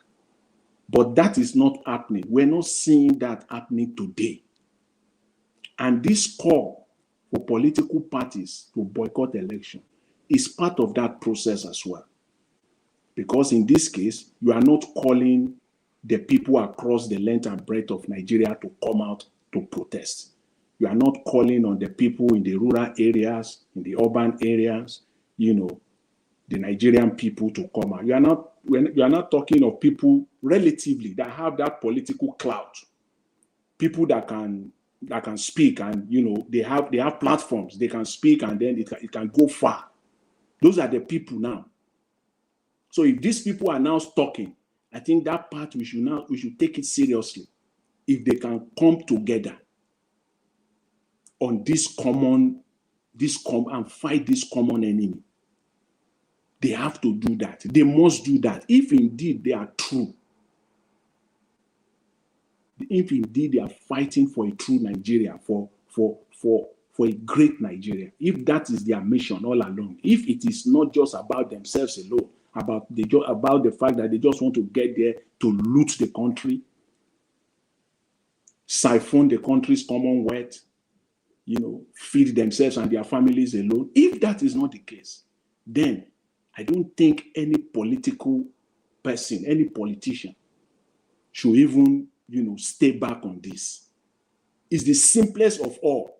If you itemize what the problems are, what are the solutions, and you list all the solutions, this one is like what you call the low-hanging fruit. It's the simplest of them all. This is the low-hanging fruit. This is the simplest of them all to achieve our goal. This is the simplest. Because this part does not require all the people across the length and breadth of Nigeria to come out. This requires the so-called politicians, people that have the clout. They have to initiate this. And as I've said earlier, if indeed they are true, they shouldn't have issues with this at all. They have to come together to fight this. There should be no political party coming out in Nigeria saying that they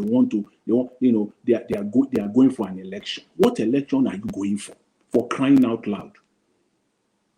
If you come out and you say that, it is clear from day one. We saw it, even the one that the upcoming Edo State election slated for November 2024. They are already coming out. You know that they are crooks. They are crooks. Those ones that have already even made their intentions known.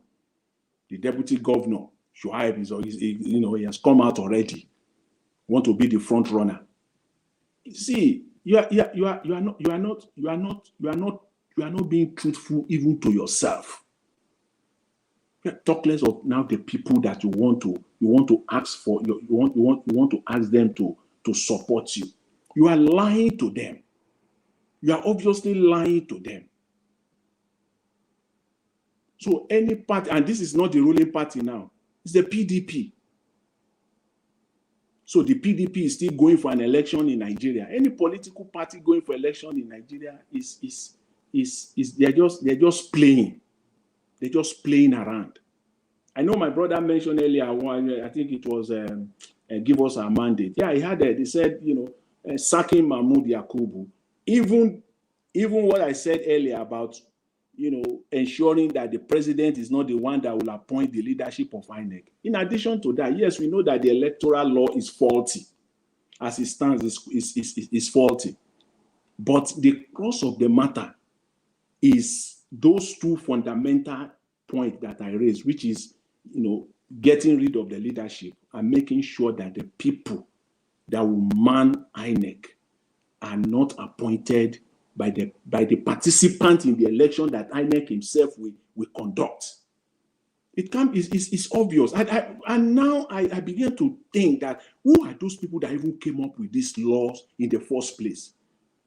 How did they even come up with this, if not that they are crooked right off the bat from the get-go, from the beginning? They know in their mind that this is just malicious intention to defraud the people of Nigeria. How can you do that in the first place and say that it is the president that will appoint someone in an election that he will also be part of, knowing fully well, even if it is you,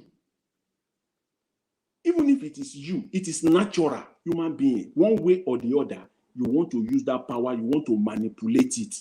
Even if it is not to the extent of what we are seeing right now, no matter what, you will still want to do that. because you have the power. And that is what we have. So that cannot stand. So anyone going forward in Nigeria talking about that, please, I'm imploring all politicians, all political parties, and at least starting with Labour Party going forward. Because I don't know how you want to win an election in Nigeria as it stands right now. I just don't know. We saw in February, March, what happened. We now saw in the last month what happened. They took it to another level. Elections being written even before elections were before the day of election at all. So what level do you think they will now go? In fact, they will just announce result and tell everybody to go, that ABC has won. So that's it, it's all done. Because they have been emboldened. And the body, the constitutional body that is responsible to bring them to order, which is the judiciary, is now dead, literally, functionally dead in Nigeria. Even if you want to go into it and say, okay, let them bring out their shenanigans. If they do it, after all said and done, I'm going to court. Where are you going? Where? So why are you going there in the first place, knowing fully well? And you are all educated people. In your mind, in your reasonable mind, rational mind, if it is not politics, if it is in your business, if it is in your family, if it is in any other area of life, will you take that same decision? Obviously not. You will not do it. So why are you doing it in this case now? It means that you have something to gain out of it. So please don't let us deceive ourselves. Anybody coming out on national TV across the nation, propaganda all over the place, talking about election and anything, please, you are just know that you are speaking to yourself. You are just speaking to yourself, and just know right off the bat that we know that you have been paid, or you are in fact part of the problem that we have in that country. So let's get that fact straight and clear first of all. Election that you are going in, that you know that at the minimum level, if you request for the information with respect to the election, INEC will not give it to you. And you will say they will give you. Why? Why would they not give it to me? They have presidents. They didn't give it to Peter Obi. They didn't give it to Atiku, even upon court order. They are not talking. A governorship candidate is now talking, now crying for the same. So you think you are Superman, right? So you think you own Nigeria, right? That you can set up your own political party. You are the leader of a political party. Then you can go into an election, and then one way or the other you lost the election or you are rigged. Then INEC will just come and say, "Oh, you are so good. Here are the document. Here are Beaver's material as stipulated by law. We are giving it to you." So don't think we are fools, because that will not happen. That will not happen. So let everybody come together. And then when somebody talk about, for them, participating from the inside, it is all about ensuring that they don't have legitimacy. If they conduct election today in Nigeria, APC, and one or two political party, known or non political party, they carry no legitimacy. When they conduct election and nobody comes out, and then they announce that about 30 million Nigeria comes out to vote, they carry no legitimacy, because people know that not up to 2 million people came out to vote all across the length and breadth of Nigeria, and they're announcing result of over 30, 40 million. They will carry no legitimacy. So that's part of the fight, and that's a low-hanging fruit that everybody must plug on. We must fight that. So I will leave it at that for today, Mr. Elvis. I will still want, if there is time, I will still want to talk on this. All right, thank you, sir. No, we are rounding up now. Okay, thank you very much, Mr. Elvis. I really appreciate the opportunity. Thanks to all the panelists, all the submission made today. I really appreciate it. Thanks very much. Thank you very much, Mr. Jonathan. May God bless you. Thank you so much. All right. Oga Black Panther, you don't talk already, right? So I never talk. Okay, give us your final submission then. We'll round up. Oh, thank you, Mr. Niger Watch. And thank you, Mr. Jonathan. I love the way you brought it down, and I concur with 75% of what you spoken. And I want to correct this. I hope Alex is still here. Alex, you cannot subdue yes, okay. You cannot oppress me with statements that is not part and parcel of me. If you come here to say, I want to argue to win, that is an understatement, and that is not part and parcel of me. Yeah, my brother, I never. The first word you used was very, very, very, very wrong. Look, I cannot oppress you with statements. I have never done that, and I will not do that. If I say something wrong, you cannot. Okay, let me retrieve that. You cannot tag me with a statement. I only repeated what Mr. Najawash used to say that we argue to learn. Look, all those things, I've been repeating it here and here. There are some people that come here to talk and argue. We leave them to say it. There was a time Olumide was here. I told Olumide that I know him. Olumide argued, thought I was talking negatively. But when Olumide came here yesterday or a day before, I told him, this is where you stand. You have just spoken. In the same way I stand, but I am still giving the benefit of doubt to so many, so that they can come to the position where Mr. I am Black Panther, and where you are. I want to apologize. But Olumide, I know. You interjected me like 3 times. Can I talk for a second too? Okay. I gave you space almost 4 or 5 times. Now you are just sorry. Talk. Yeah. Sorry. If you see it that way, it's my modus operandi when it comes to communication. It's not a personal vendetta. You know, you are always my brother. If you see it that way, I retrieve that statement, and I'm sorry. Carry on. You are welcome. So we are all brothers. All of us are part and parcel of the problem. Because there was one question that was asked. It said, do Nigerians know what they want? Because sometimes even Nigeria Watch always say that too. He might not say that, but it's ringing in his heart. Do we really know what we want? Why are we not coming out? Why are we in the beer parlor? The question will come up, do we know what we want? Why are we talking about strong military when the foundation is cracky? When the foundation encourages corruption, nepotism, and tribalism? The question prompts up, do we know what we want? We've been practicing a system for a long time that brought in Dino Melaye, people like Dino Melaye, brought in so many people that have done wrong, that we've seen they've done wrong. But we are human. We also have done wrong. But I'm not standing for those who have done wrong, who have jettisoned the progress of the country. But I'm standing on the path of progress that Nigeria need, giving benefit of doubt to so many. This is the second path we can take. Nigeria need to structure and have a constitution that they will call their home. Somebody came here to challenge that, and he was speaking like the politician, but none among us recognized those ringing tones. We didn't recognize those ringing tones. That is what the politicians always say. It is not the system, it is the people. It is not the system. 65 years has gone. It is the people. It is not the system. A question was asked.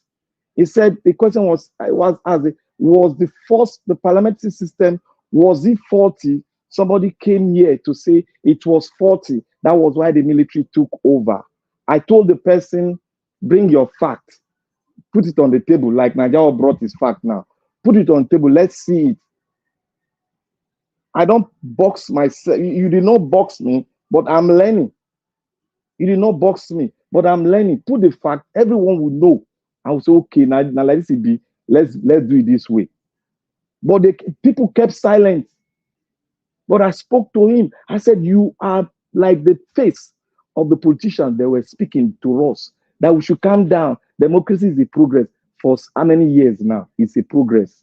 In the era of AI, in the era of greater technology that is coming forth, we are talking like the Arabic principle or the principles of yesteryears. We don't want to change.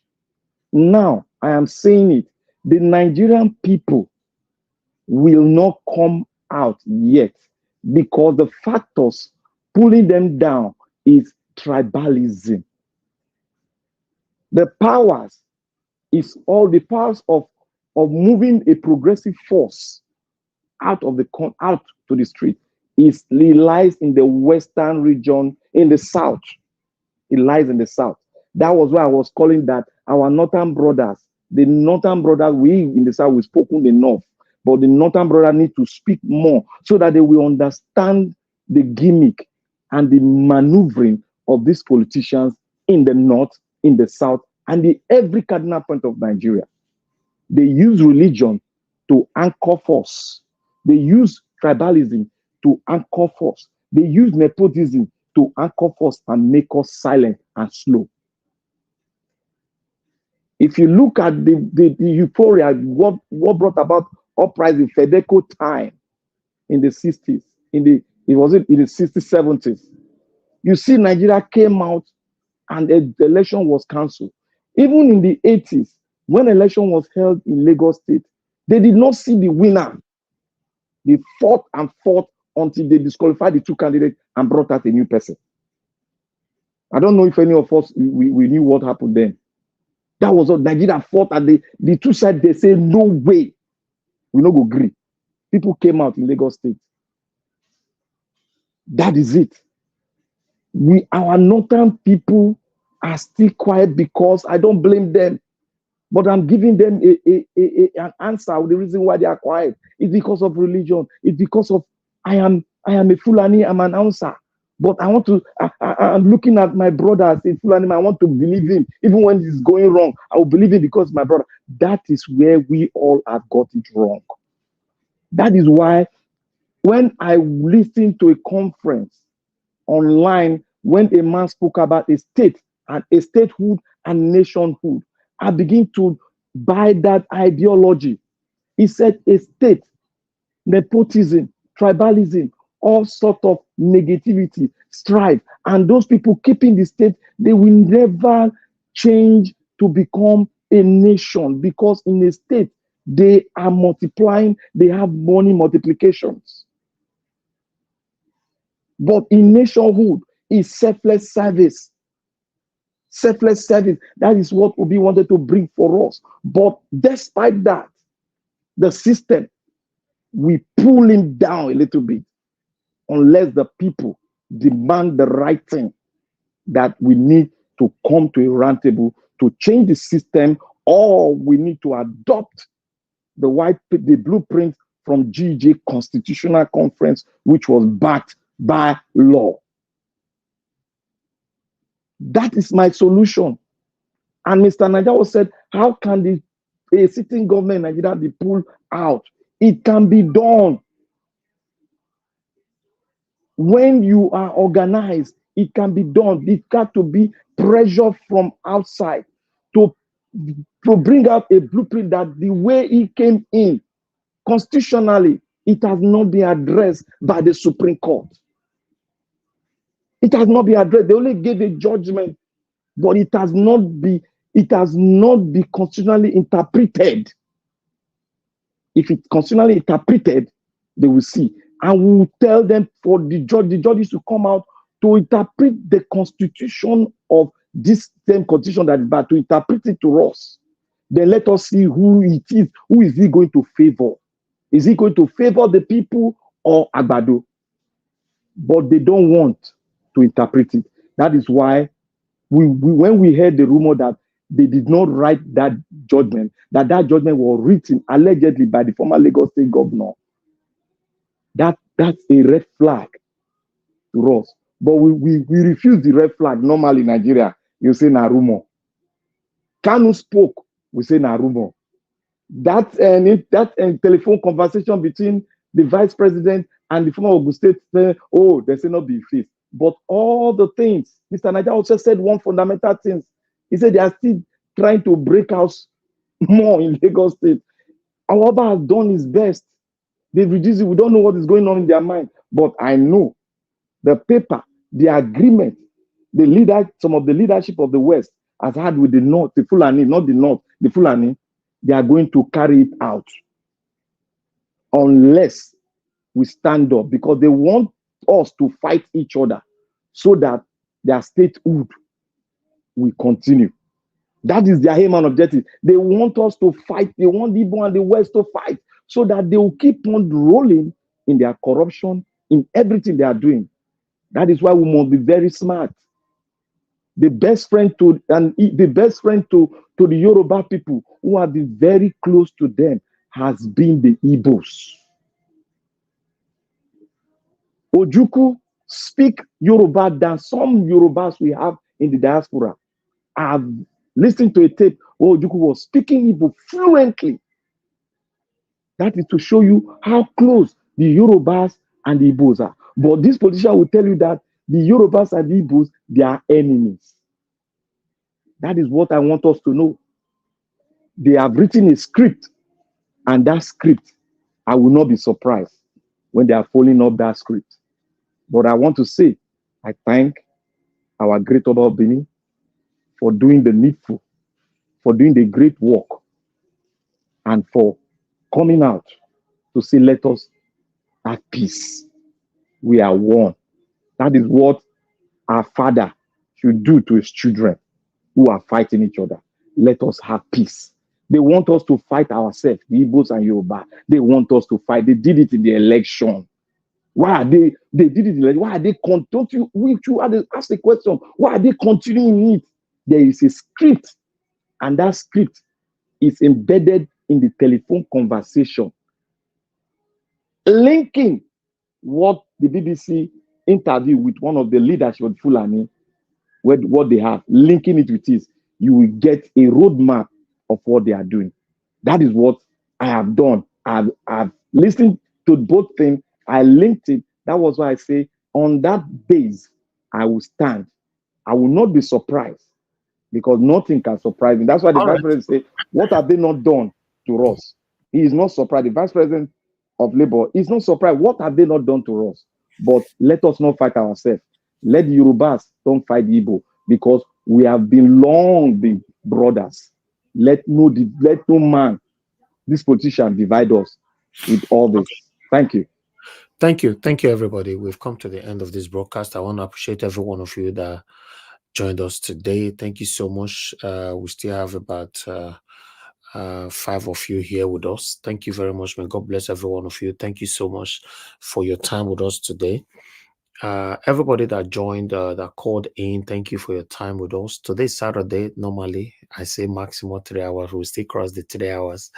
But nevertheless, yeah, it's all good. It's all good. Tomorrow is another day. We're going to be coming back again tomorrow to take it from here. Please, guys, help us to press on the like button before you leave. You know, we've come to the end of this broadcast today. I would like to quickly appreciate the people that is right there on the comment section with us. You know, starting with Madam Rita, thank you very much. I can see you right there. Thank you for your time with us. Madam Amebright, thank you very much. I appreciate you, ma. GROK M, thank you. Mother of all Mommy Diaspora, thank you very much, Mommy. I appreciate you always. Thanks for always being there with me here. Efosa Oduware, thank you. Thank you. Cassava Junction, I can see you. It's been a while. Thank you very much. Everybody right there. Friday Femi, Jesus is my father, and many others, Eva Line and many others. Thank you very much, my people. Please help us to press on the like button. And those of you that are going to be playing back our video later on, please endeavor to subscribe to our channel. Hit the notification bell to be notified so that you can join this live interaction together. You know, also click on the super thanks button as well to support the channel. Click on the join button membership button and to also encourage the channel to do more as well. All right. Those of you that supported us today financially, may God bless every one of you. I appreciate you all. Thank you so much. My pocket never run dry. We've come to the end of this broadcast today. Please join us again tomorrow, 6 p.m. By God's grace, we're going to be here. We're going to continue to talk about the things that's affecting us in Nigeria until, by God's grace, we have a better Nigeria in our time. That is the only hope that we have right now, that we can have a better Nigeria in our time. Well, I don't know how this is going to happen now, because without the effort of the Nigerians in Nigeria, I'm not sure how this can happen. But let's keep our fingers crossed. Madam Amibride, thank you very much, ma, for the late super chat. This one, now I want a pass road. You know, this one go give me the ginger to come back tomorrow. Thank you so much, man. May God bless you. My pocket never run dry. All right, my people, it's time for us to round up this broadcast right now. Okay, I have Peggy Modi. Peggy Modi, thank you very much. Kenny, yeah, Kenny Honda, thank you very much. We miss you on the panel today. Hopefully, tomorrow we will be together as well. Okay, my people. Thank you, Mr. Jonathan Kingsley, Black Panther. Thank you very much. Give us a mandate. Thank you very much. Mr. Alex, thank you very much. And God bless all of my people. Thank you, my wonderful brothers. I appreciate you all. Where is I asked to give us a mandate yesterday. Say F Emmanuel, you say he did fine. Okay, that's fine. Okay, I wanted to ask again, Mr. Edwin. We missed Mr. Edwin here. We missed Martina Ambassi TV, thank you. Miss who again? Yeah, many people who will never see for you for a while, but I cannot really magnet every names. But once I see your name, I don't remember you straight away. But I want you guys to know, okay, I measure your name or I not measure your name, I still miss you. I not go still take a person and say, if they measure someday, not they measure your own name, that means say you not miss me, I miss you. But just to say, you know, I cannot have everybody's names on my head, but I want you guys to know that obviously, of course, I respect you all and I miss you all. You know, if you know you'll be joining the panel, you'll be supporting us one way or the other, you know, you'll be joining the comment section or calling into the show. I miss you all. Let's continue to do our part, you know. Yeah, that's all we can actually do. Thank you very much, my people. Now, yeah, enjoy the cutting.